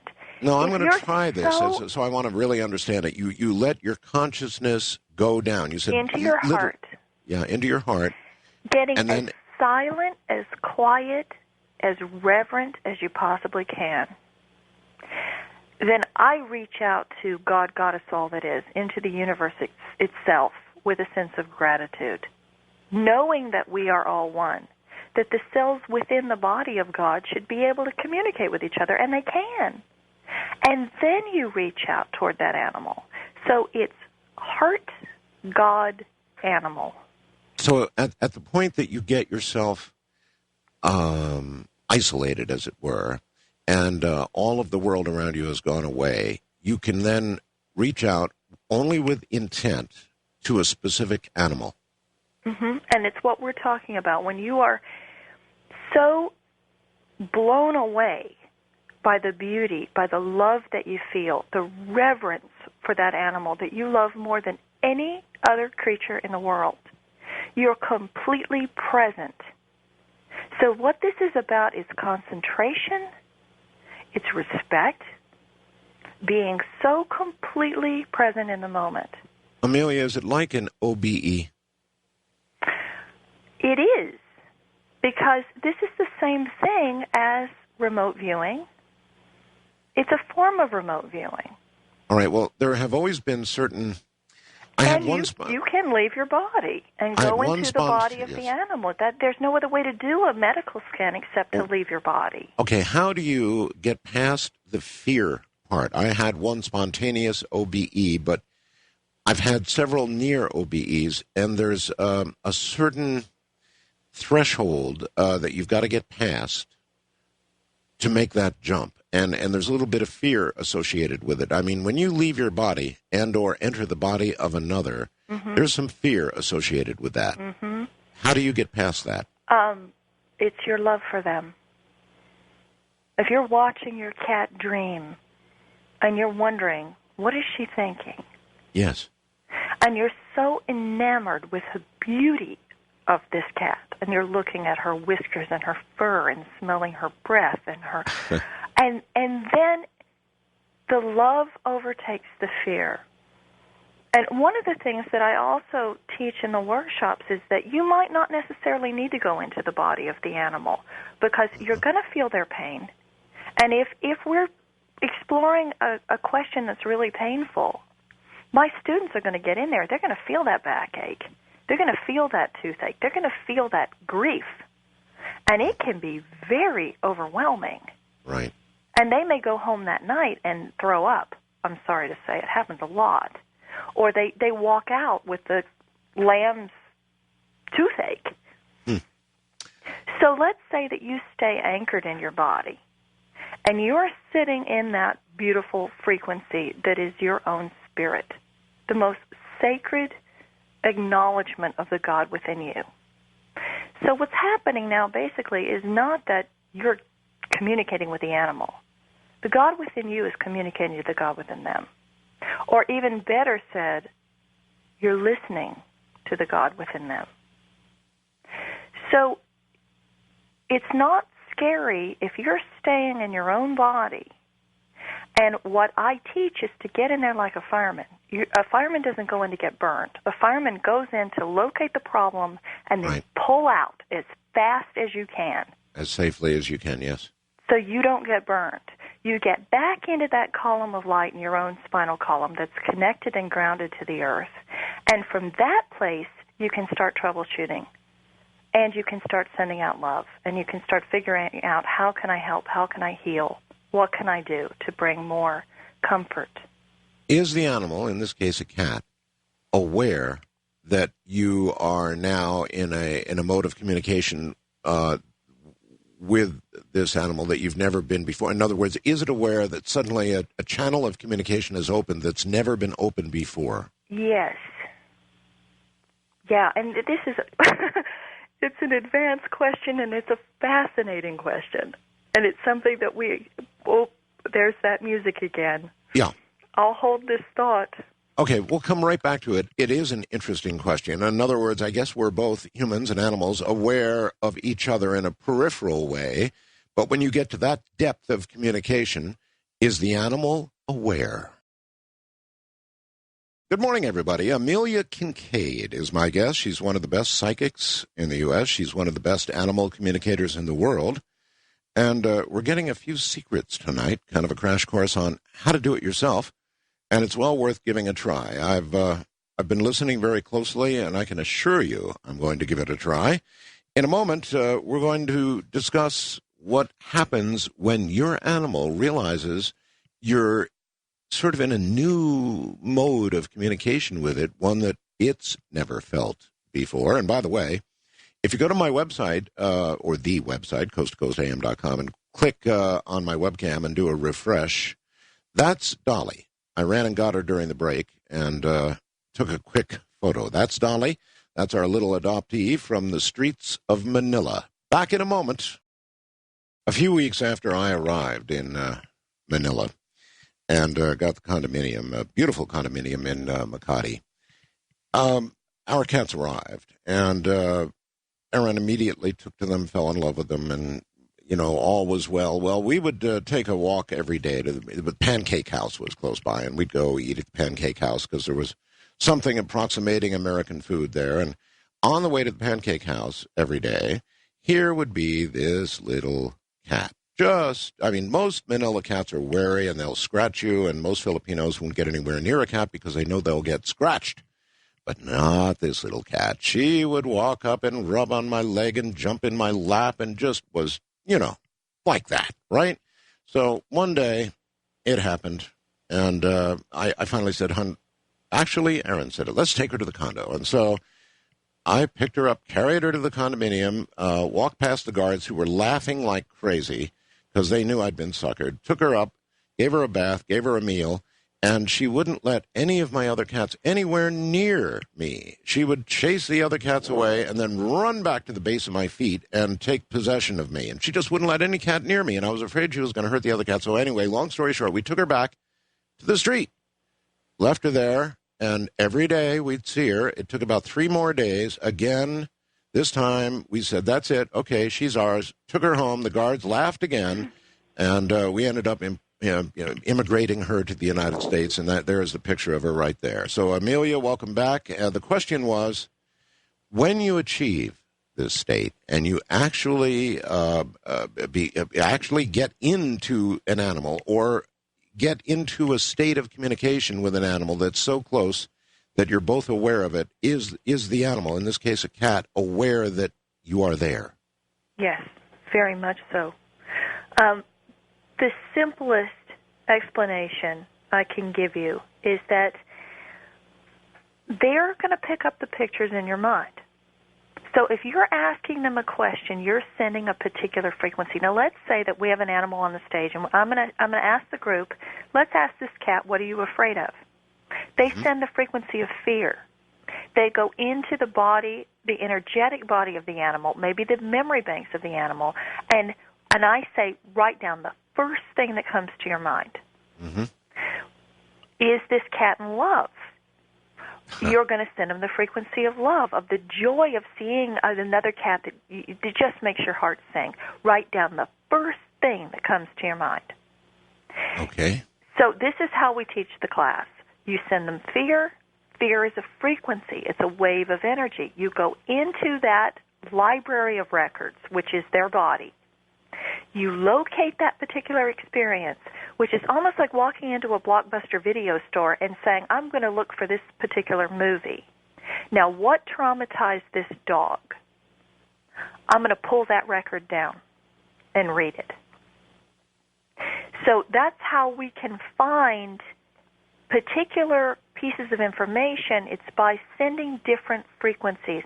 We send loneliness. We send sadness. We send, are you grieving? We send, what makes you happy? What's your favorite activity? We can ask anything about their food, their medicine. Does the medicine have some sort of other reaction? Does it give you a headache? Does it upset your stomach? Okay, so the idea there is that it's almost like being a dolphin. Another way to look at this is that we're developing our sixth sense.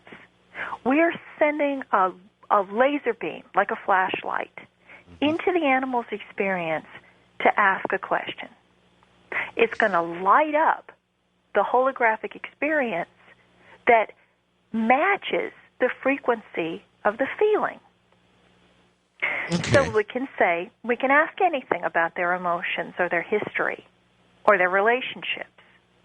Can I ask you this? I understand that many times you're looking for, I don't know, something that might be physically bothering an animal or something that emotionally is bothering an animal. But I've always sort of wanted to know, take a generally healthy cat, for example. What are its, I mean, we all know what our daily thoughts are like. They're busied and full of taxes and all the rest of the things that this time of year brings. But what about a cat? What is a cat's kind of daily I'm going to make thinking? you ask yours, Art. When you get home today, I'm going to make you ask yours. I'm going to give it a try, but right now, I'm asking you. All right, cats are a very different breed because they're asleep 90% of the time. That's true. All right, so this isn't like a squirrel or any sort of an animal or an elephant or an animal that's awake and busy and very present in the world. The cat is already walking between worlds. They're our most mystical creatures on this planet. Well, they're nocturnal, and so am I. So I'm generally awake when they're very awake and playing in the middle of the night. I keep the same hours my cats do, put it plainly. And so I've always been kind of curious what a cat, a generally healthy cat, thinks about. They're all individual, and they all think about things. I think one of the biggest paradigm shifts is how similar all of our experiences are on this planet, that we're all experiencing very similar things. I mean, I have so many stories and so many things I want to tell you. I'll give you a for instance. When I was in South Africa, I went to a cheetah sanctuary, and I went into the pen of each cheetah and asked a whole series of questions, and I had national news on me, so I was under a lot of pressure. I went into the pen of a cheetah named Joseph, and I said, "What's going on? Are you okay?" And he said, "No." And I said, "What happened?" And I got a wave of sadness. Okay, that's the emotion. That's called clairsentience, clear sensing in Latin, where we can feel the emotion. Then I take it a step further. What's attached to this emotion? I saw a female cheetah. I said, "Okay, what's her name?" I hear the name Charlie. Then I saw 2 cheetah cubs, and he said, "They got sent away." I said, "Okay, where'd they go?" He said, "Up north." I went, "Okay, I think I know where that is. It's a different cheetah sanctuary." "Why did they send your mate away?" "Because they're breeding her with somebody else." I said, "Tell me something funny. Tell me something crazy that you eat that no one would ever believe that you like to eat." And he said, "Squash." "Tell him I love the squash." I said, "Okay, that's ridiculous, because I know for a fact that cheetahs don't eat squash." I said, "Well, what do you do for fun? What's your favorite activity?" He said, "Tell him I love the baby bottles that they tie on the ribbons." All right, now, one of the properties of telepathic communication, the way that you know you're not manufacturing it, that it's coming in from the outside, speed. Now, when the telephone rings and you know who's on the other line before you pick it up, and you go, "Oh, that's my mother," it breaks your normal thinking process. Because the thinking process that you're manufacturing has a rhythm. Now, when it's non-local information, it's simultaneous. All of a sudden, bang, your mother comes into your mind, or you smell her perfume, or you hear her voice, or you hear her calling your name, or you in your own mind say, "Oh, that's my mother." Same thing, something's wrong with someone that you love. When you sense there's a traffic jam, you shouldn't go this way, you should go that way. It happens incredibly fast. The second property is that you couldn't have made that up. I wouldn't have told the African National News that the cheetah said that he likes to eat squash and play with human baby bottles, because I don't want to make a fool out of myself on national television. Sure. So the quality of left field, that it's so strange. You ask the dog his favorite food, and he says, cream cheese on a bagel. And the person says, "Oh, I gave that to her last night." So that's the second property. The third property is the level of emotion. If you're with an animal and you get hit with a wave of sadness, Or you suddenly get a pang in one of your teeth, and you go, whoa, I should have this cat's teeth checked. Mm-hmm. Or you feel their nausea, or you feel the pain in their lower back. How do you delineate between what the cat's feeling and same problem remote viewers have and your own imagination? Because you check your instrument first. If you are a completely clear instrument, let's say that you don't have a bad knee, or let's say that you do, and you're aware of that, so you log that information. Then we ask the donkey on the stage. This really happened in London. Incredible story. I had 150 people in a room, and we had a donkey on the stage. And the owner said to me, the guardian, is the donkey in any pain? I look out and I ask the question. I look out into the audience, and dozens of people had one hand over their left jaw. And they were all kind of going, ow. It was really obvious. Then I started walking around, and 3 people in the audience had drawn something that looked like a little lightning bolt. Now, this is getting to the dun-dun-dun-dun-dun stage. Yeah. Where they're making mud mountains in their living room. You know that scene from Closing Encounters? Yes, of course. Now, I experience this on a daily basis, that we'll get a group of people, and half of them will come up with the same name. They'll say, oh, this cat's favorite other cat is named Baxter. Or, they get something very similar. So I'm used to this. Well, in this case, I asked the group, what happened to the donkey? All these hands go up, and they say, her lower jaw on the left side still hurts. One of her teeth is broken. And then the guardian of the donkey said that her horse had kicked the donkey in the mouth, had broken one of her teeth on the lower left side. She'd seen a vet 3 times, and her question was, is the donkey still in pain? Now, that's how available it is. If you check your body and you scan your own body and you say, okay, I know this isn't coming from me. Same thing with your emotions. I'm not projecting this pain on the animal. I'm going to sit in absolute silence and clear out my instrument so that I can listen. And then you tune into the frequency of that particular being, vibrate on their frequency. So you're basically flatlining. You're not thinking or feeling. You're only listening. Then all sorts of information is going to come in. With these cheetah, first of all, the person who was keeping the cheetah told me that they would throw squash into Joseph's pen so that he could play with them. He'd bat them around. And they tied human baby bottles on a carousel. And that's how they would exercise the cheetah. And he had a mate named Charlie, and they had 2 cubs, and she got sent up to DeVilt. So they had taken his mate away, and he was absolutely miserable about it. Sure. So if you're asking me, I'm going to take this a step further. What do cats think about on a daily basis? I went into the next pen, and I was working with a cat named Kaya. I said, tell me a big secret, because, the news is here, and I want to really prove to these people that you are incredibly intelligent and that you can communicate with us. And Kaya said to me, I ran a body scan on him. He was lying down. He hadn't stood up yet. He said, and this is how we can ascertain where the pain is in their body. My focus kept going to his bladder. And I went, ouch, does this still hurt? He said, no, I'm fine now. But I had 2 cases of cystitis. He said, tell the humans thank you. Their medicine worked. I said, when was the last one? He said, January. And I was there in November. I said, what else is going on with your body? He said, my legs are uneven. So when I stand up, my hips hurt because I've got hip dysplasia. I said, did you have an accident? He said, no, it was a birth defect. I said, okay, tell me something really marvelous.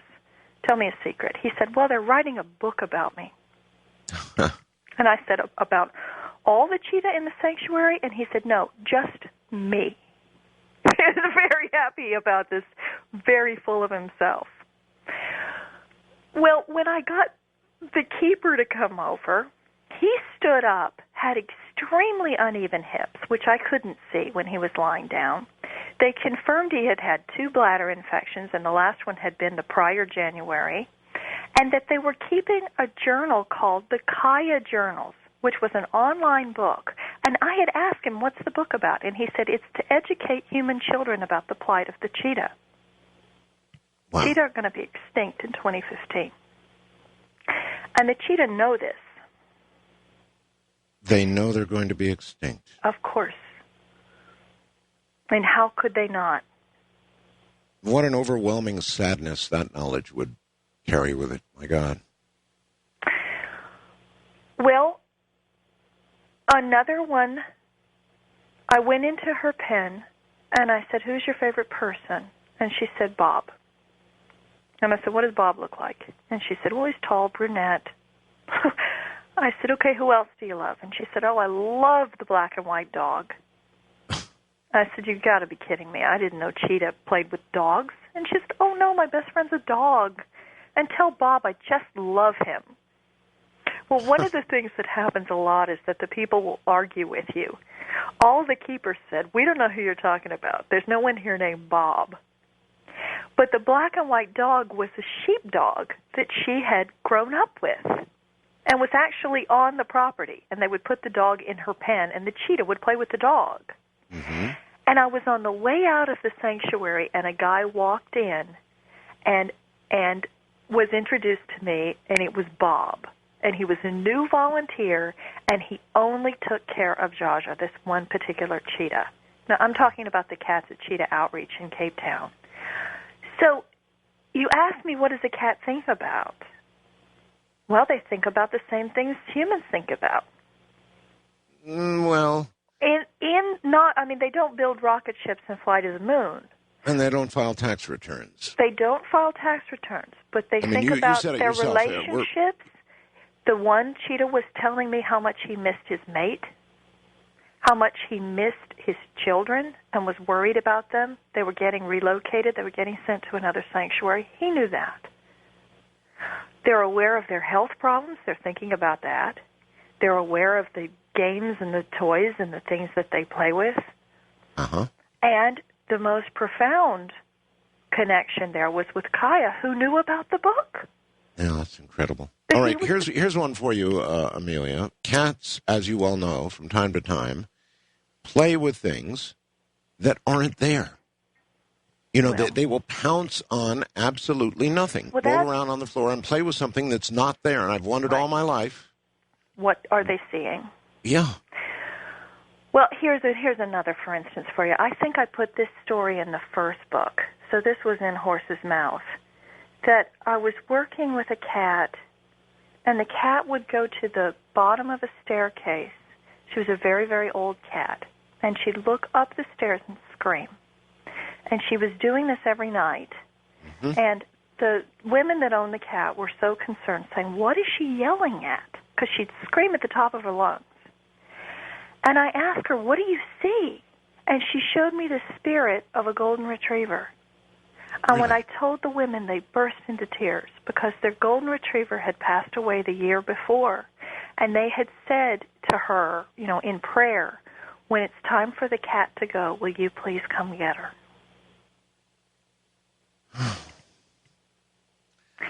The golden retriever took the kitty. She died very soon after that. So it was getting close to her time. Right. Our spectrum of what our eyes can see is so minute. And the spectrum of what our brains process is very small. Cats can see things that we can't see. It doesn't mean they're not there. It just means that we can't see them. Well, that was exactly my question. If you've ever been inside a cat and looked out through a cat's eyes at one of those moments, I'd just love to know what it is whatever it is that it sees. We'll be right back.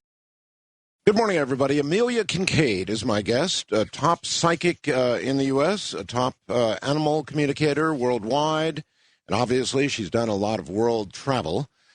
And I'm going to go right back to this question about the unseen things that cats apparently see that we don't. And And I'm going to sort of rephrase the question, so we'll be right back. Well, okay, Amelia, you told me a very specific story about a cat that would cry at the base of the stairs and the German Shepherd.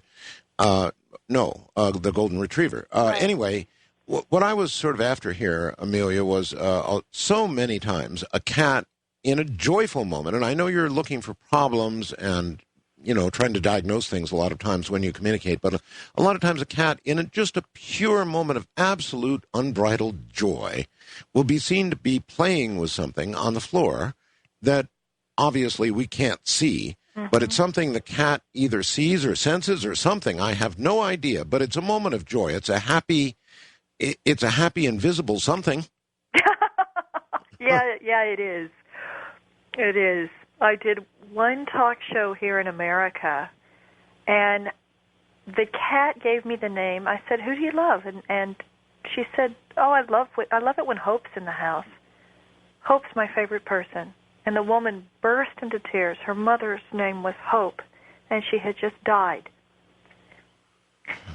So her mom was in the house. Now, I hear this every day. This is a daily occurrence, and it's a daily occurrence with all my students. I have a woman in England, and the language of miracles, I profiled my 20 best students because my entire purpose was to prove it's not just that I can do this. Everyone can learn, depending on how much discipline and how much determination they have. Okay. 20 students getting names, dates, details, medical information, histories, incredible things. One of the most incredible students I have is a vet, and she can actually see inside the animal's body before she cuts them open. She's a surgeon. Her name's Dr. Julia Bertram. She's spectacularly brilliant. And when I first met Julia, I was teaching a workshop in Germany. She also speaks German, so she came to see me there. And I am getting around to answering your question. We had a cat on the stage, and I said, "Who does the cat love?" She got 3 things in minute detail: a brown and white guinea pig, a black and white cat, and a little goldfish. Well, the guinea pig had just passed away, but the spirit of the guinea pig was still in the house. So you're telling me they're seeing and playing with and interacting with spirits. Absolutely. Just because we can't see them, I see that one of the other paradigms is that the other side isn't out there somewhere. We're cohabitating the same space with other dimensions. So if your ex-wife, who's now in heaven, is in your living room, your cat is going to see her. And if she bends down and pets the cat's heads, they would tell me that. Or if you have all sorts of different spirit beings in the house that the cats are playing with, they can tell me what they are, whether they're mice or elves or whatever. Okay, that absolutely answers that, and it's kind of what I guess I suspected. Can you talk to any sort of animal?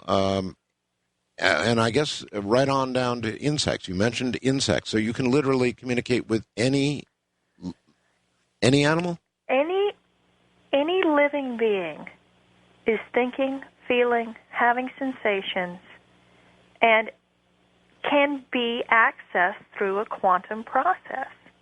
So even if, our scientists have some pretty absurd ideas, really condescending and ridiculous ideas, like lobsters have no feelings because they don't have a central nervous system, or that any sort of insect that doesn't have a nervous system that mirrors ours, therefore can't think and feel.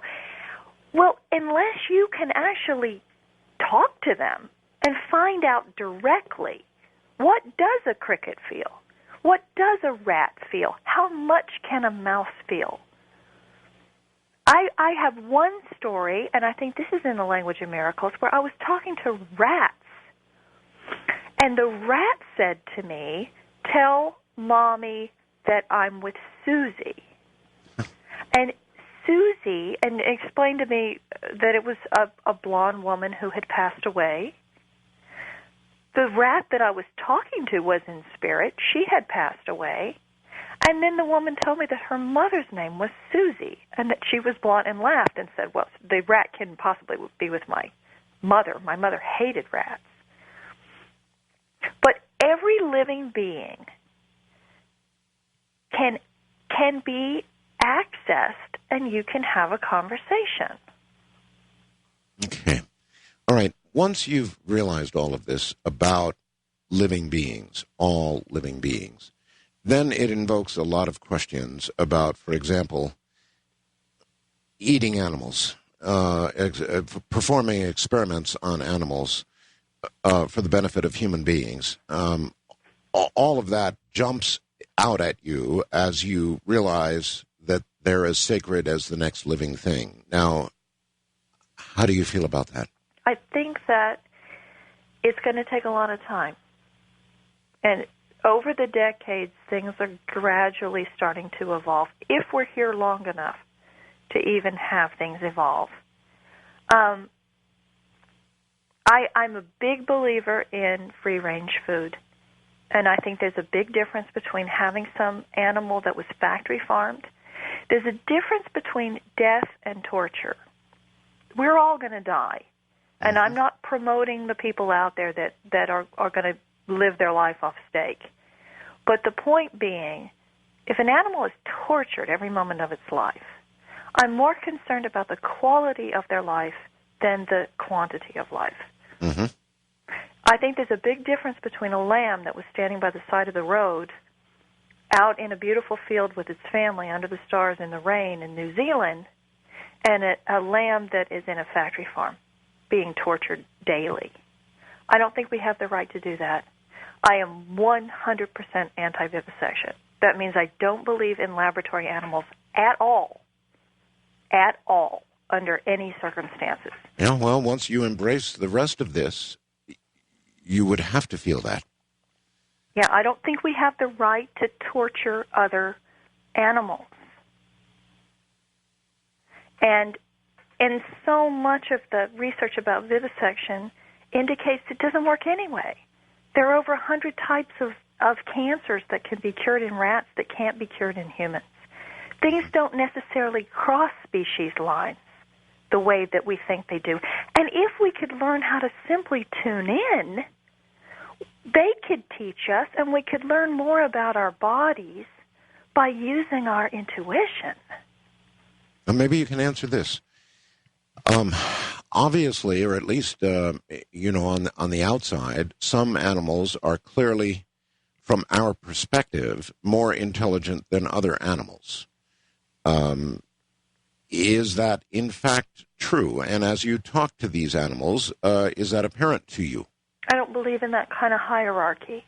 And I think if we're judging it against human intelligence, if we're comparing it to, is this fox as intelligent as a human? Well, it may be the most intelligent fox within the arena of what it means to be a fox, or to be a badger, or to be a sparrow. It's a completely different paradigm. Our idea of intelligence is a hierarchy that simply doesn't work. That's yesterday's science. And so much cruelty has been rationalized in the name of that we're more intelligent than they are. No, we're not. Some of the most intelligent conversations I've ever had in my life were with rats. With rats? Rats are incredibly emotional and intelligent beings. And the fact that cats are in laboratory animals, are in labs, it's just the work. If there is a devil, it is his work. So you can't measure things from a human perspective of intelligence, and you might find a rat to be as intelligent or able to convey ideas to you as much as a cat or a dog? Absolutely. And when we do embrace that, and we're able to reach out and say, what can you teach me? We can learn more from elephants and from lions and from deer. I mean, they all have things that they need to teach human beings. And we've put them beneath us. Therefore, we can't learn from our environment. We certainly aren't protecting our environment. We're not doing anything. No, we don't seem to be. That's for sure. Champion and cherish these beings that are dependent on us. All right. You have something called X-ray vision, or what you call X-ray vision. Is that fair to say? It's fair to say, and that's what I'm talking about when I said the vet can see inside the body. Right. Okay, let me give you a thumbnail sketch of this. Let's say that we're looking at a horse, and we're going to do a medical scan on that horse. That means we're going to go into the body of the horse and very, very gently and slowly feel our way through that body, only with the horse's permission. Because sometimes animals don't want to do that. Mm-hmm. But if they do want to do that, every organ is vibrating at a particular frequency. So it's as if it's all in harmony like a band. The liver could be the string section, and the stomach could be the flutes.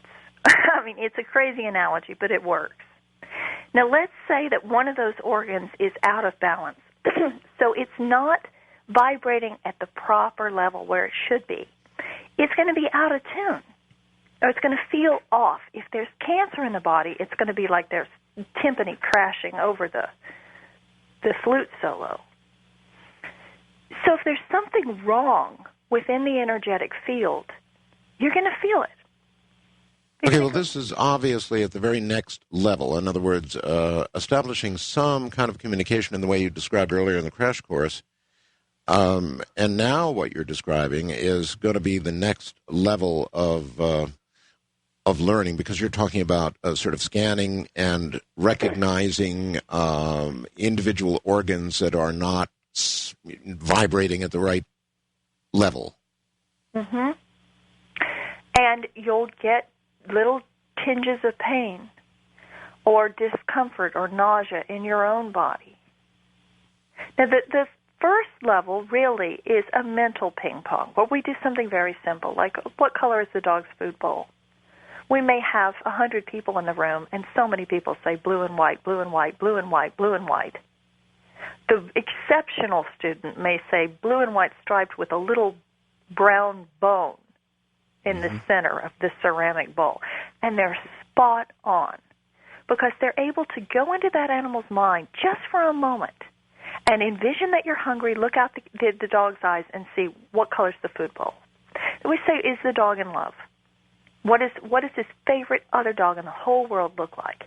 I can't tell you how many people within one room will say, oh, it's a little white Bichon, it's a little white scruffy poodle, it's a little white something. I mean, one of the ways that we know that this works is because there's so much uniformity. It's scientifically impossible. And then when they start yelling out names, it's shocking. When you've got a whole group of people saying, oh, well, the owner's sister's name is Jessie. Jessie, Jackie, she's blonde, it's her sister, blah, blah, blah. And then all those people are right. So we may start with very simple things like favorite food, favorite activity, what's your favorite toy look like, where's the cat's favorite spot in the house. And I'll actually have people who can draw the entire house. And where is the couch? And where are the windows? And it's oftentimes the most skeptical students. They'll come in saying, oh, I can't do it. They end up being spectacular.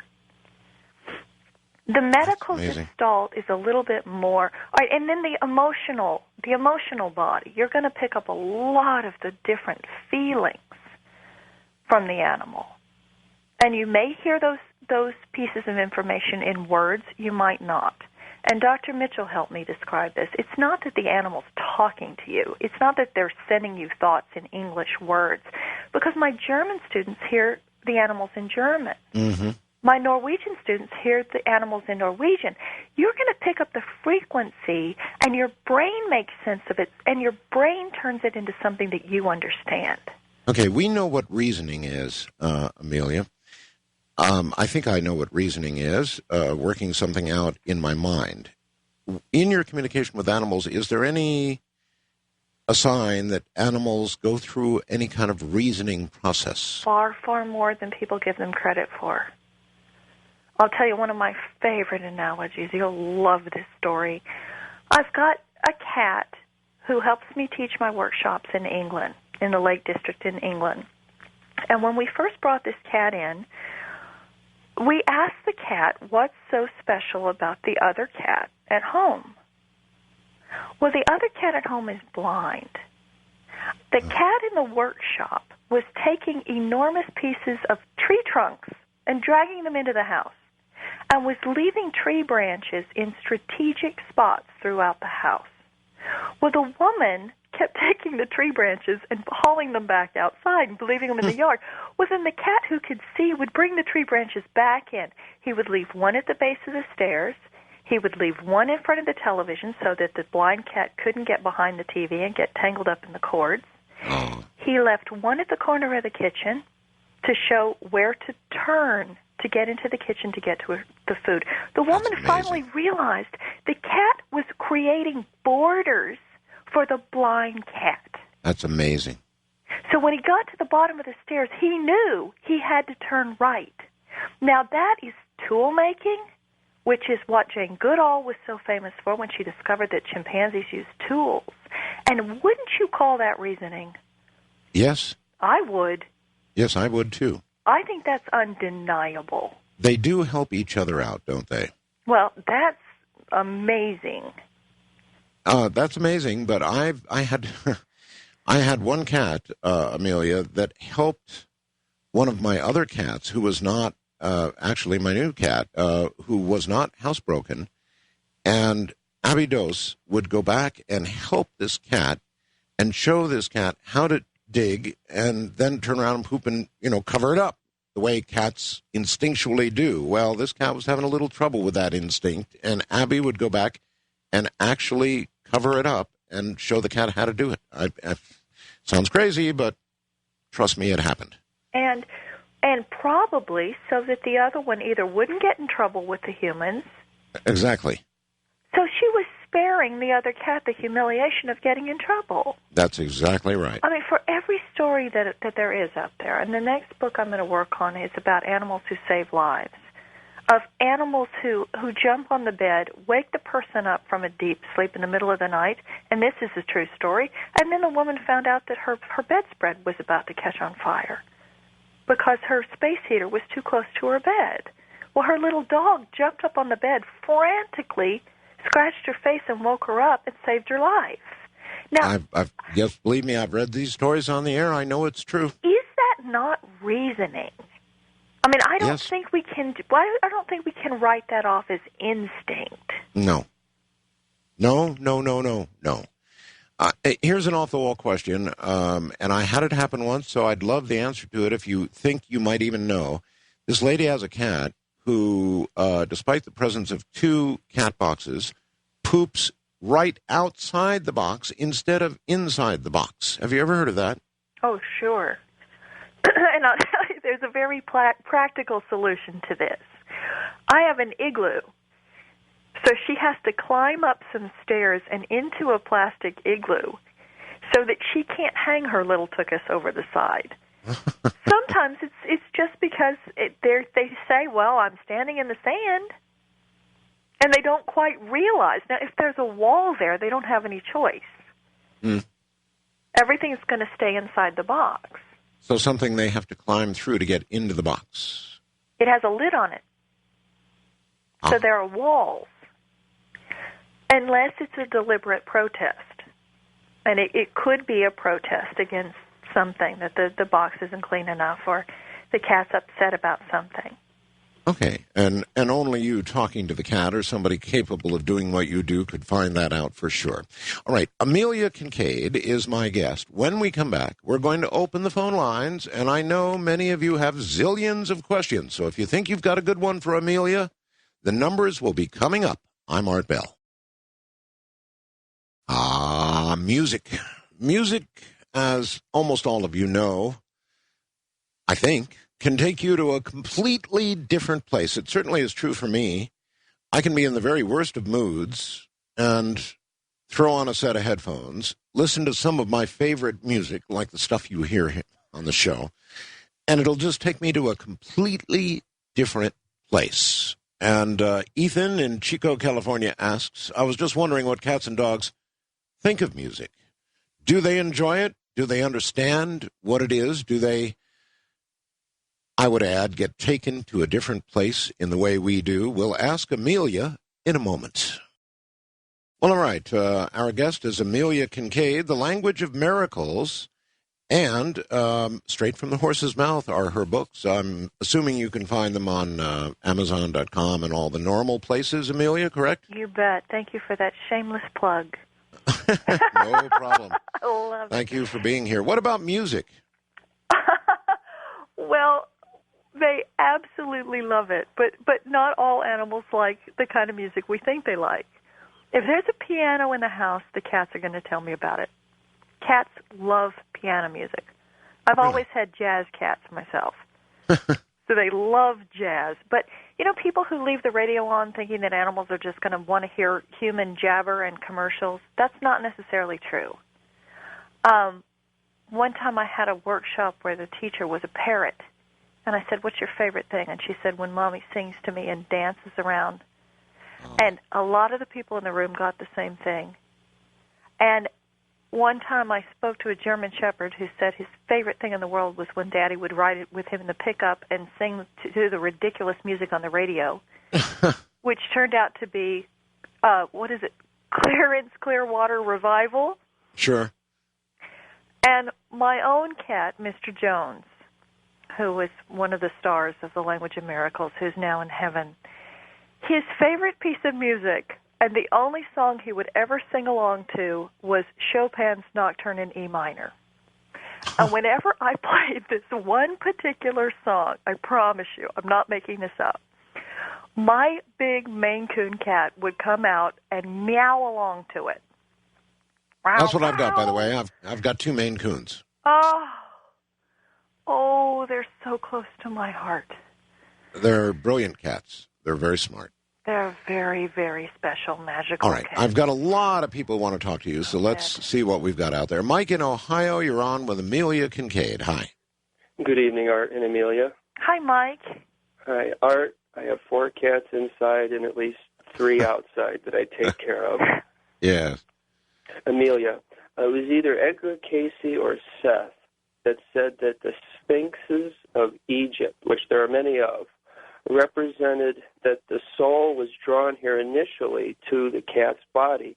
Then after reincarnating, could the soul inhabit a human body?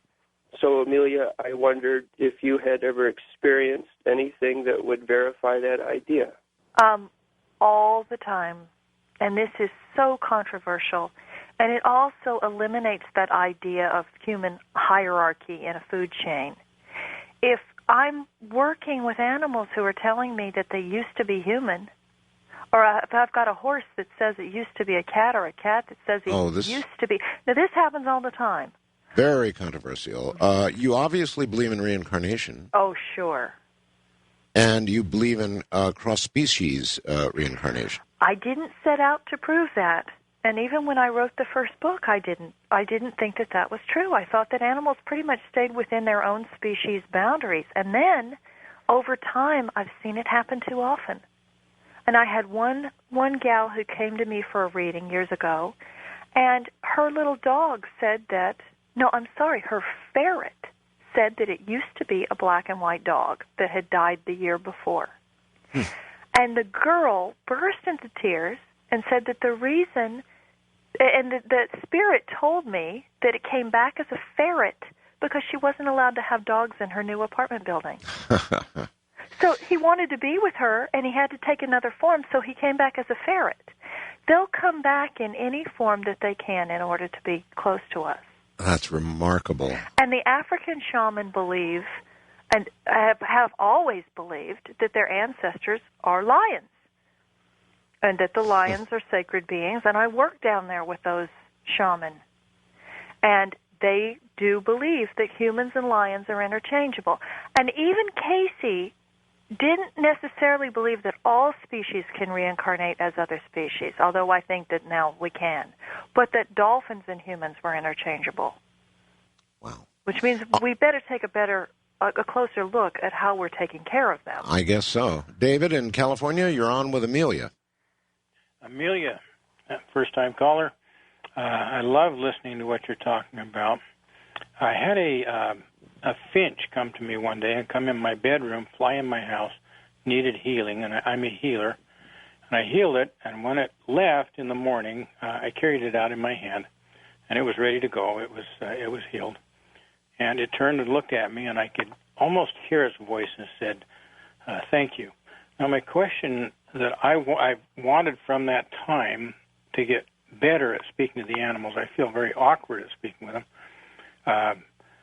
What, if you could give a little more detail of exactly how you accomplish that, what is exactly going on in your thinking and what you're feeling at those moments when you're speaking to these animals? Trust your first impulse.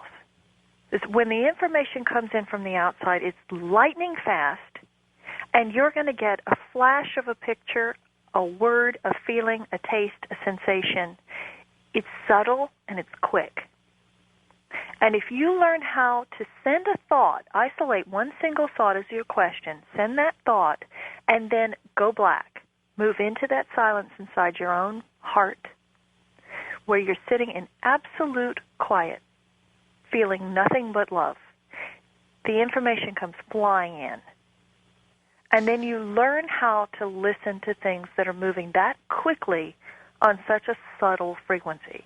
All right, Amelia, let's say you're in a house with 3 cats, as I am, and you want to specifically speak with or understand the feeling of just one cat. Once you're in the place that you described in the crash course earlier, is it merely your intent that will establish the communication with the animal you want to establish the communication with? Is it just your intent that will enable that? It's your intent. You're directing your consciousness. So you're directing that flashlight into that particular cat. Now, what's going to happen is they're going to yell over each other. That one of them's going to say, yeah, well, I don't care what he thinks because what I want is this. And you never listen to me, Daddy, because I've been trying to talk to you all along, and what are you doing? They will do that. Okay. All right, and you will hear that. And pretty soon you're going to have a party line with all 3 cats saying, oh, my God, he's listening. Yeah. For the first time, we're all going to talk at once.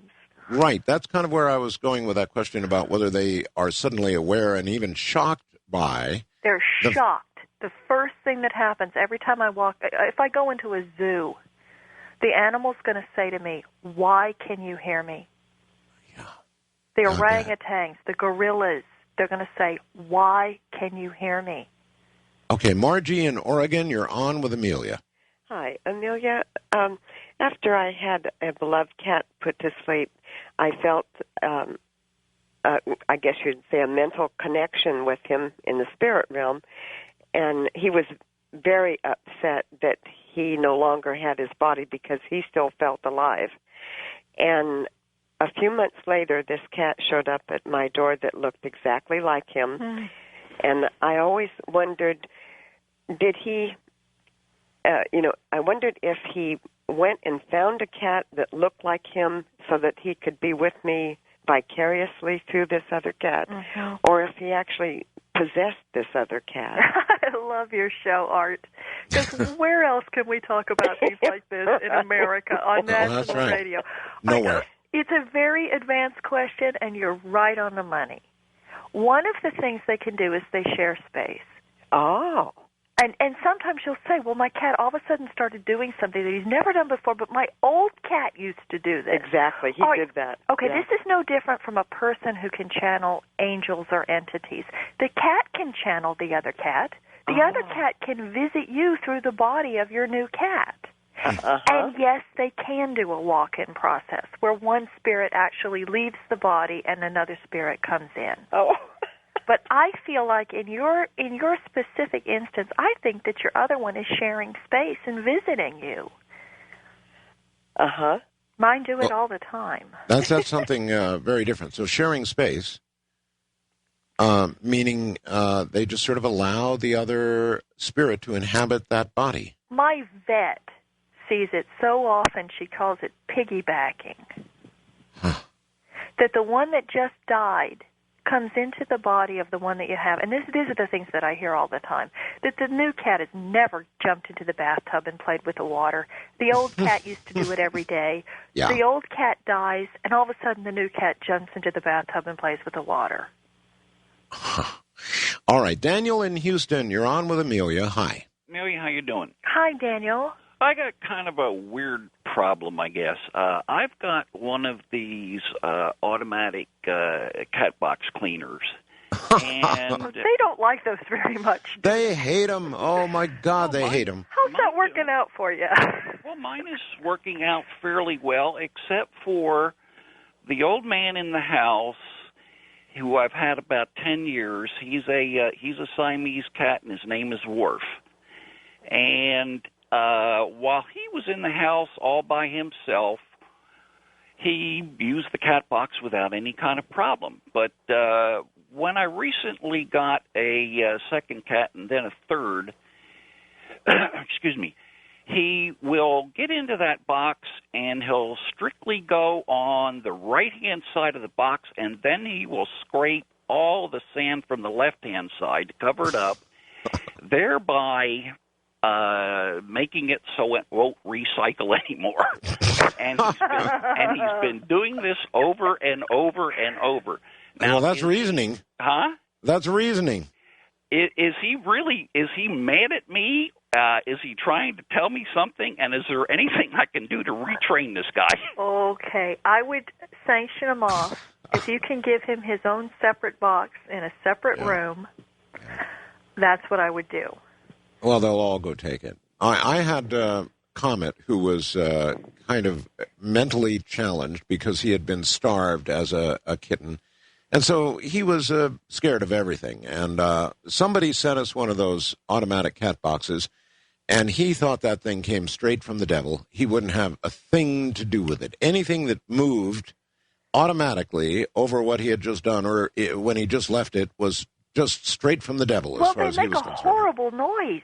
They do. I tried it once, and I had 4 kittens that would run for their lives and then stop using the box because it has this terrible mechanism in it, like a monster. I think that here's the difference, though, Art. You're saying that they would all use the box, but that's before you learned how to talk to them. If you know how to talk to them, and you give the old king of the house his own box and his own room, and you tell the other ones, you do not touch his territory. He is the king in this house. He's got his own box. He's got his own stuff. Give everyone their own possessions. When you can talk to them, then it's going to change things. Okay.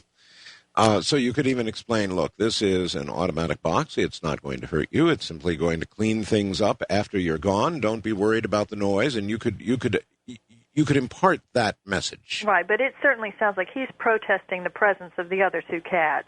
Oh, yeah. Well, it sounds to me like he's figured out a way to jam the thing up. Pretty hilarious. What a smart guy, huh? Yeah, what a smart guy. Lee in Columbus, Georgia, you're on with Amelia. Hi, Amelia. Hi, Art. How you doing? Fine. Hi, Lee. I've got kind of a touching story and a little bit of a question. We had a dog. We had her, ended up having her about 20 years before she passed away. But her and my grandfather were real close. My grandfather passed away about 12 years ago, and when he did, I'm sorry, it's kind of hard for me to tell it. She howled like she was in terrible pain for about 4 hours the day that he died. We lived in Georgia, and he lived in New Jersey. And, we didn't tell her that he died, if they were coming to visit, we'd tell her he's coming to visit. She'd get all excited. And they said she howled when he died, and the day of his funeral, she was with a friend of ours, and he told us that all day she would not stop howling at all, the whole day, like she was in pain, like, her heart was ripped out. Her friend was gone. But And my question for you would be, me and my wife had a rabbit. It passed away, and my grandmother had a stroke. And, they were shocked that she survived. About 2 weeks after she had her stroke, the rabbit passed away. And I've always heard that that close family animals will give up their lives almost to save a human life. Do you believe in that? Absolutely. And see, these stories, I mean, I could go on for years and years and years saying animals can think and feel and telepathy is real, and then you can prove it to me in one story by saying that a dog that wasn't even in the same state as the man, it cries all day the day that the man dies.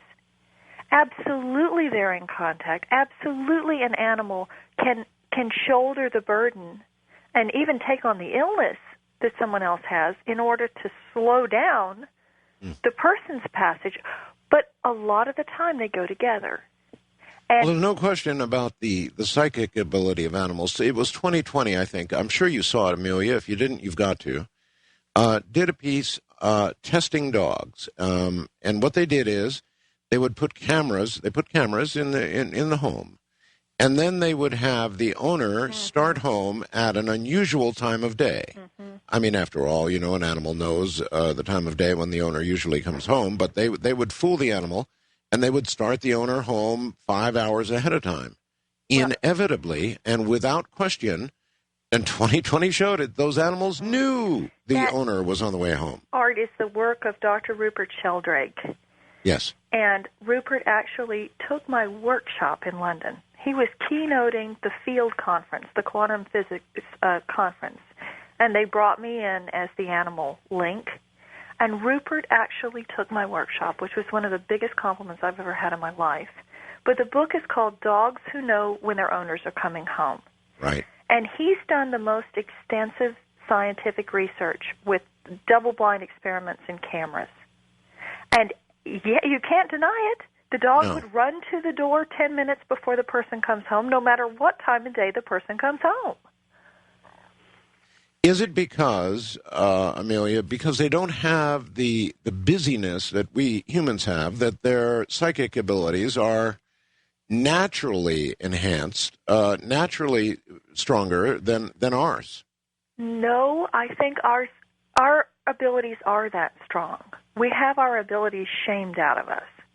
In Western culture and in our modern world, we were taught that we're not supposed to be able to communicate with animals. We're not supposed to trust our intuition, so we're constantly second-guessing ourselves. Well, exactly, but they do have a lead on us in that while I'm sure they have little daily concerns, they don't have the kind of lineup of to-do things that human beings have. Or maybe I'm... we are their to-do list. We are their main concern. They're focused on us. Okay. And how much they love us. That's all they think about all day. That's unconditional love. Amelia Kinkade is my guest. Ladies and gentlemen, if you have a question for her, you know the portal numbers. From the high desert and the great American Southwest, I'm Art Bell. Spent quite a bit of time at a nature preserve north of Johannesburg in Africa, and that is a land of the big ones. There's no question about that.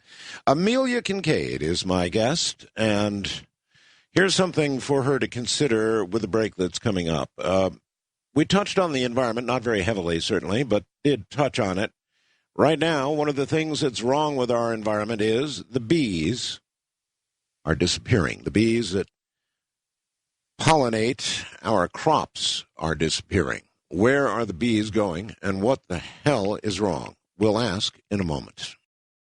Amelia, I don't know if you've been following the stories or not, but bees across the United States are disappearing. It's terribly worrisome. They pollinate very important crops for us, and perhaps you haven't seen the stories and haven't had a chance to speak with a bee lately, but we'd sure like to know what's going on. Wow, that's fascinating. I'm actually going to have bees in my workshop in England this summer for the first time. And I haven't followed that because I'm not in the country very often. But our ecosystem is so fragile, and what we're doing as we disturb everything through global warming and pesticides and pollution, we throw off the balance. And Mother Nature is an equilibrium-seeking creature. Mm-hmm. So she's constantly trying to heal herself. So she's trying to set things right. I mean, my first instinct would be that it has to do with fertilizer and pollution and pesticides. And that's probably right on, I would imagine. Something to them must not smell right. You know, one of the most amazing new discoveries in medicine right now is about wasps. That not only do they have dogs that are sniffing cancer, there are wasps being trained to sniff cancer, bombs, and dead bodies. Wow. And they do it with a sugar substance. So they're giving them a treat. And the wasps are actually able to smell cancer. So they must have such an acute sense of smell.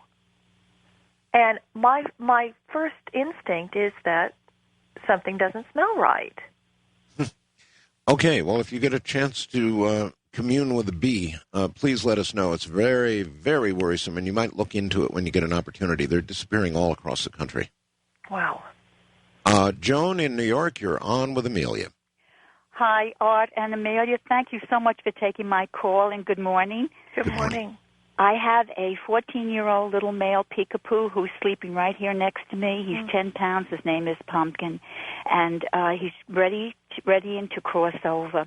I just want to mention something about him. I had a profound past life experience where I was a walking teacher in the Holy Land, and when I went to cross over, I sat down beneath a very huge tree, and I put my staff down, which I carried with me when I went from place to place.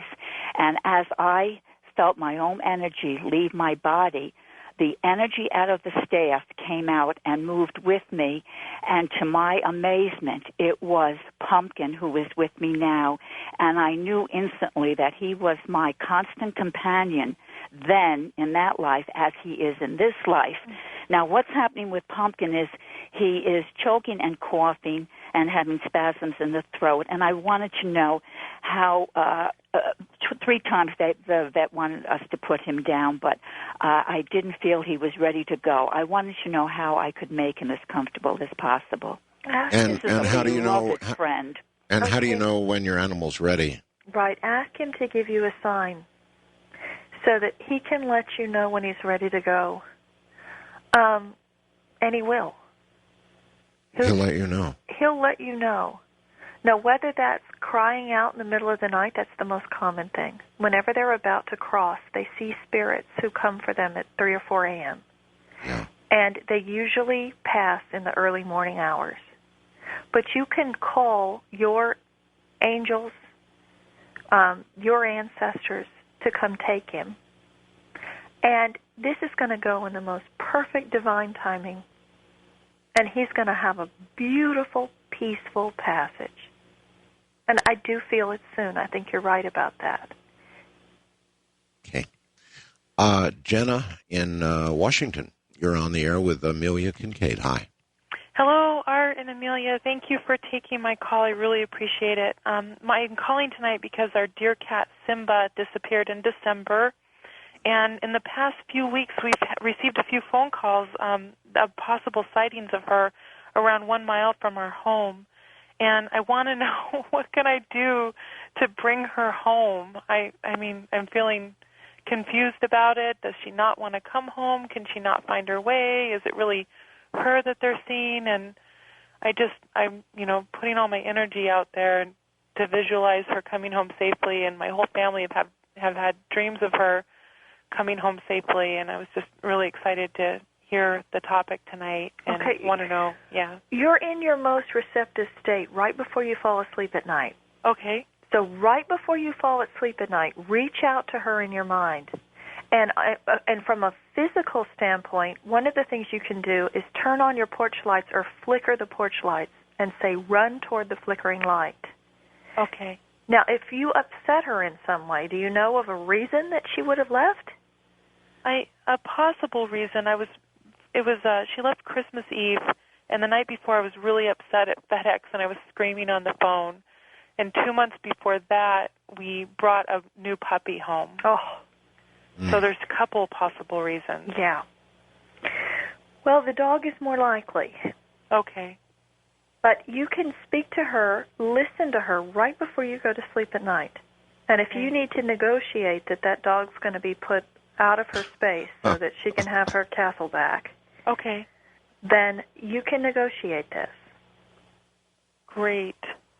Okay, well, that brings up another topic. For example, Amelia, if you have 2 cats and you bring a third into the mix, as I did not long ago, you're in for, I don't know, 2 or 3 months of... Hell. Well, yes. Yes. Yeah, hell. Yes. And then at some point, I'm not sure what happens, but I guess it's always worked, but it's taken time. And finally, they all are friends, and they will all sort of curl up in one big cat bundle together now, but it's taken a long time. Well, it does. It does. I mean, is there a way to hurry that process along? Well, no. Not really. I mean, one of the analogies is that we say that if you had one cat and you go out and you get another cat and you bring the second cat home and you say, okay, look, you're going to be living with this other cat for the rest of your life. That would be like if someone went out and they said, okay, Art, I have an arranged marriage for you. I found a woman. She's East Indian. She doesn't speak any English, and she weighs 280 pounds. But she's your wife now, and you're going to be living with her for the rest of your life. Have fun. That's what our cats feel like. Our cats are like, what the? I didn't plan this. I didn't pick this cat out. And we thrust these animals together and say, lump it, get along. Yeah. Now, one of the solutions is that when you bring in the new cat, say to the pre-existing cat, I got you a pet.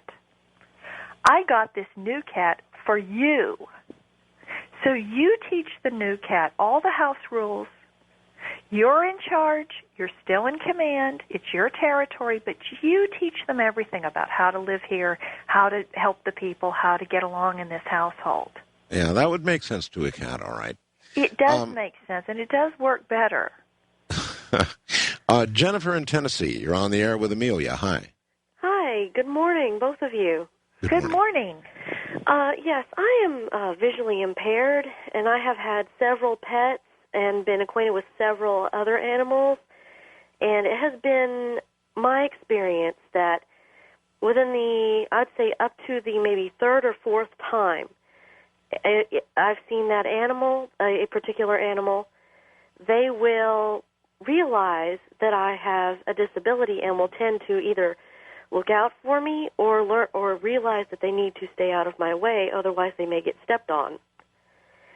And that just, to me, shows extreme intelligence, because there are people who can see, there are humans who can see who don't realize that. Yeah. Interesting. Isn't that amazing? I'm so glad you called. I had a guy come to one of my seminars who was a Navy captain, and he trained seeing eye dogs for the blind. And he said it was a regular occurrence that the humans would say, oh, I see this, I see that, I see, landmarks in the neighborhood, that there was no way that they could know were there. And when he said, how is it that you could see those? The people say, well, I saw it through the eyes of the dog. Or, even the dog. I've had a service dog before, and I'll tell you this, he was the closest friend I have ever had. Oh. And I had to return him due to circumstances out of my control. But for the 2 years that I was with him, I never felt alone, and I never felt unsafe. How beautiful. Well, I guess, Amelia, somebody in her condition, if they could learn to do what you do, could actually see through the eyes of their companion, yes? Right. Yeah, I worked with children in Mexico City this last summer that were not only blind, but they were also deaf. And there are animals that can help guide these kids.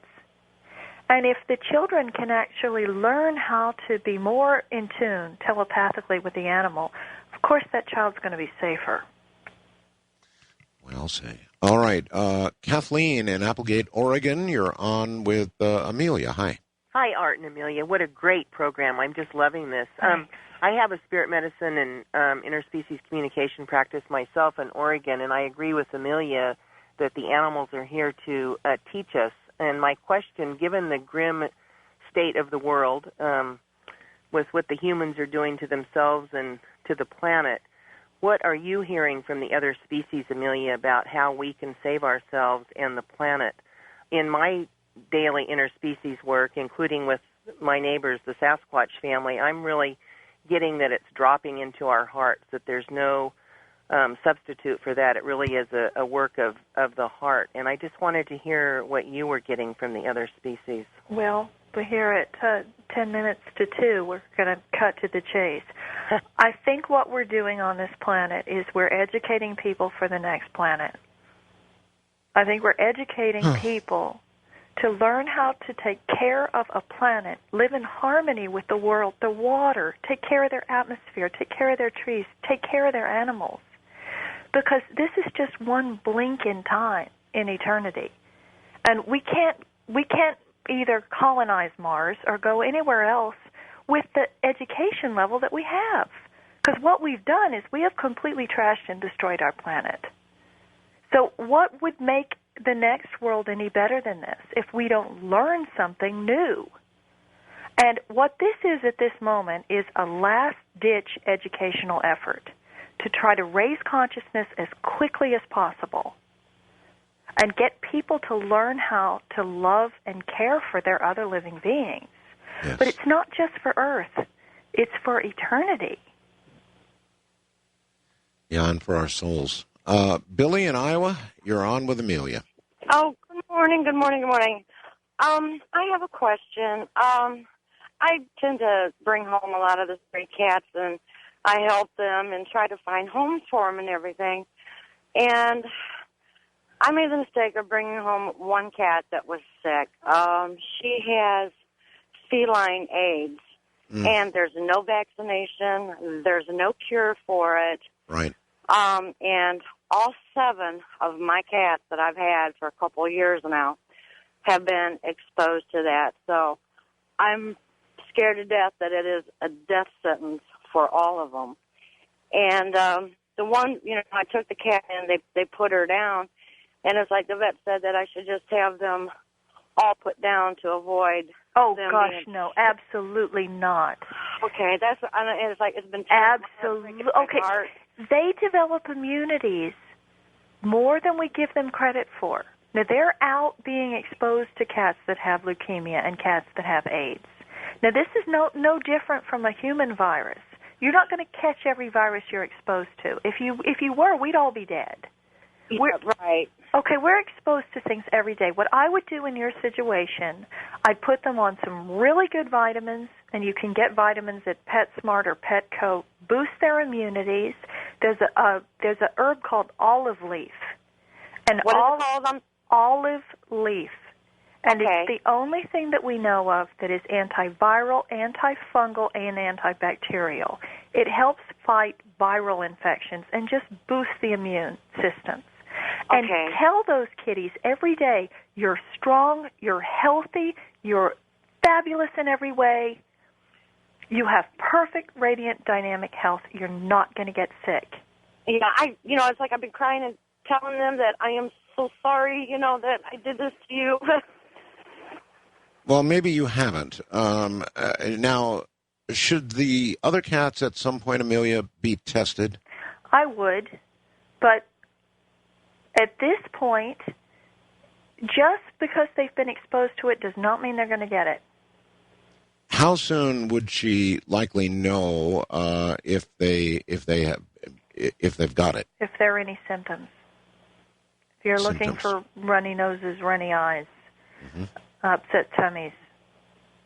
Okay. A cat that gets this kind of leukemia will have what kind of lifespan ahead of it? It varies. I've known cats that had feline leukemia that lived out their entire lives. Some carry it, some are exposed to other cats, and the other cats never get it. It's not a death sentence. Okay. All right. Ashley in Michigan, you're on with Amelia Kinkade. Hello. Hi. I always wanted a dog, but unfortunately we live close to a highway, so we always have chosen against that. Well, I ended up getting a kitten, and she's about a year old now, and she plays fetch. And she, I love that. literally brings, those little milk cap rings, that the rings when you untwist the milk jug? Yeah. They come off. She just loves those. Those are her favorite toys. And I was just wanting to let everybody know that, you don't need to go buy your cat toys that they're not going to play with, because there isn't a cat I haven't known that doesn't love these. Well, you know what? I think you're so right about that. Because no expensive toy would ever take the place of one of those plastic things that comes off a milk carton. That's right. That's it. A bottle cap, those are their favorite things. But Yeah, I love kitties that fetch. A lot of Maine Coons will fetch pieces of candy. Yeah? Yes. It's a Maine Coon trait, too. Well, thank you, and I just wanted to let everyone know out there that they're the perfect toys. Oh, gosh. Well, enjoy her. I will. Thank you. Okay, is there anything that we haven't covered in the interview? There's just so many people that want to talk to you, but we're coming to the end of it, Amelia. Is there anything that we should have covered that we haven't? Well, we could do about another 426 hours, I think. This went by quicker than any interview I've ever given in my life. Well, you can kind of sense it from the calls. We're all animal lovers, and so it's, I don't know, it's very close to my heart, and very close to obviously many hearts out there, and so yeah, we could do a lot of hours on it. Your books again are available. They aren't they? Still on Amazon and so forth and so on? Yeah, they're both on Amazon, and also my website, Art, is just my name. It's www.ameliakinkade.com. It's 2 Ks, Kinkade. And I have a listing on that website of my schedule, everywhere I'm teaching. The books are available. My meditation CD has a very, very slow, thorough medical gestalt. Okay. And that's about learning how to get inside their body. Out of time. Amelia, thank you. You're welcome. And good night. It was a wonderful interview. Listen, everybody, I'll be gone next weekend in Los Angeles for that award. A great honor indeed, and I will see you the following weekend. From the high desert, I'm Art Bell. Good night.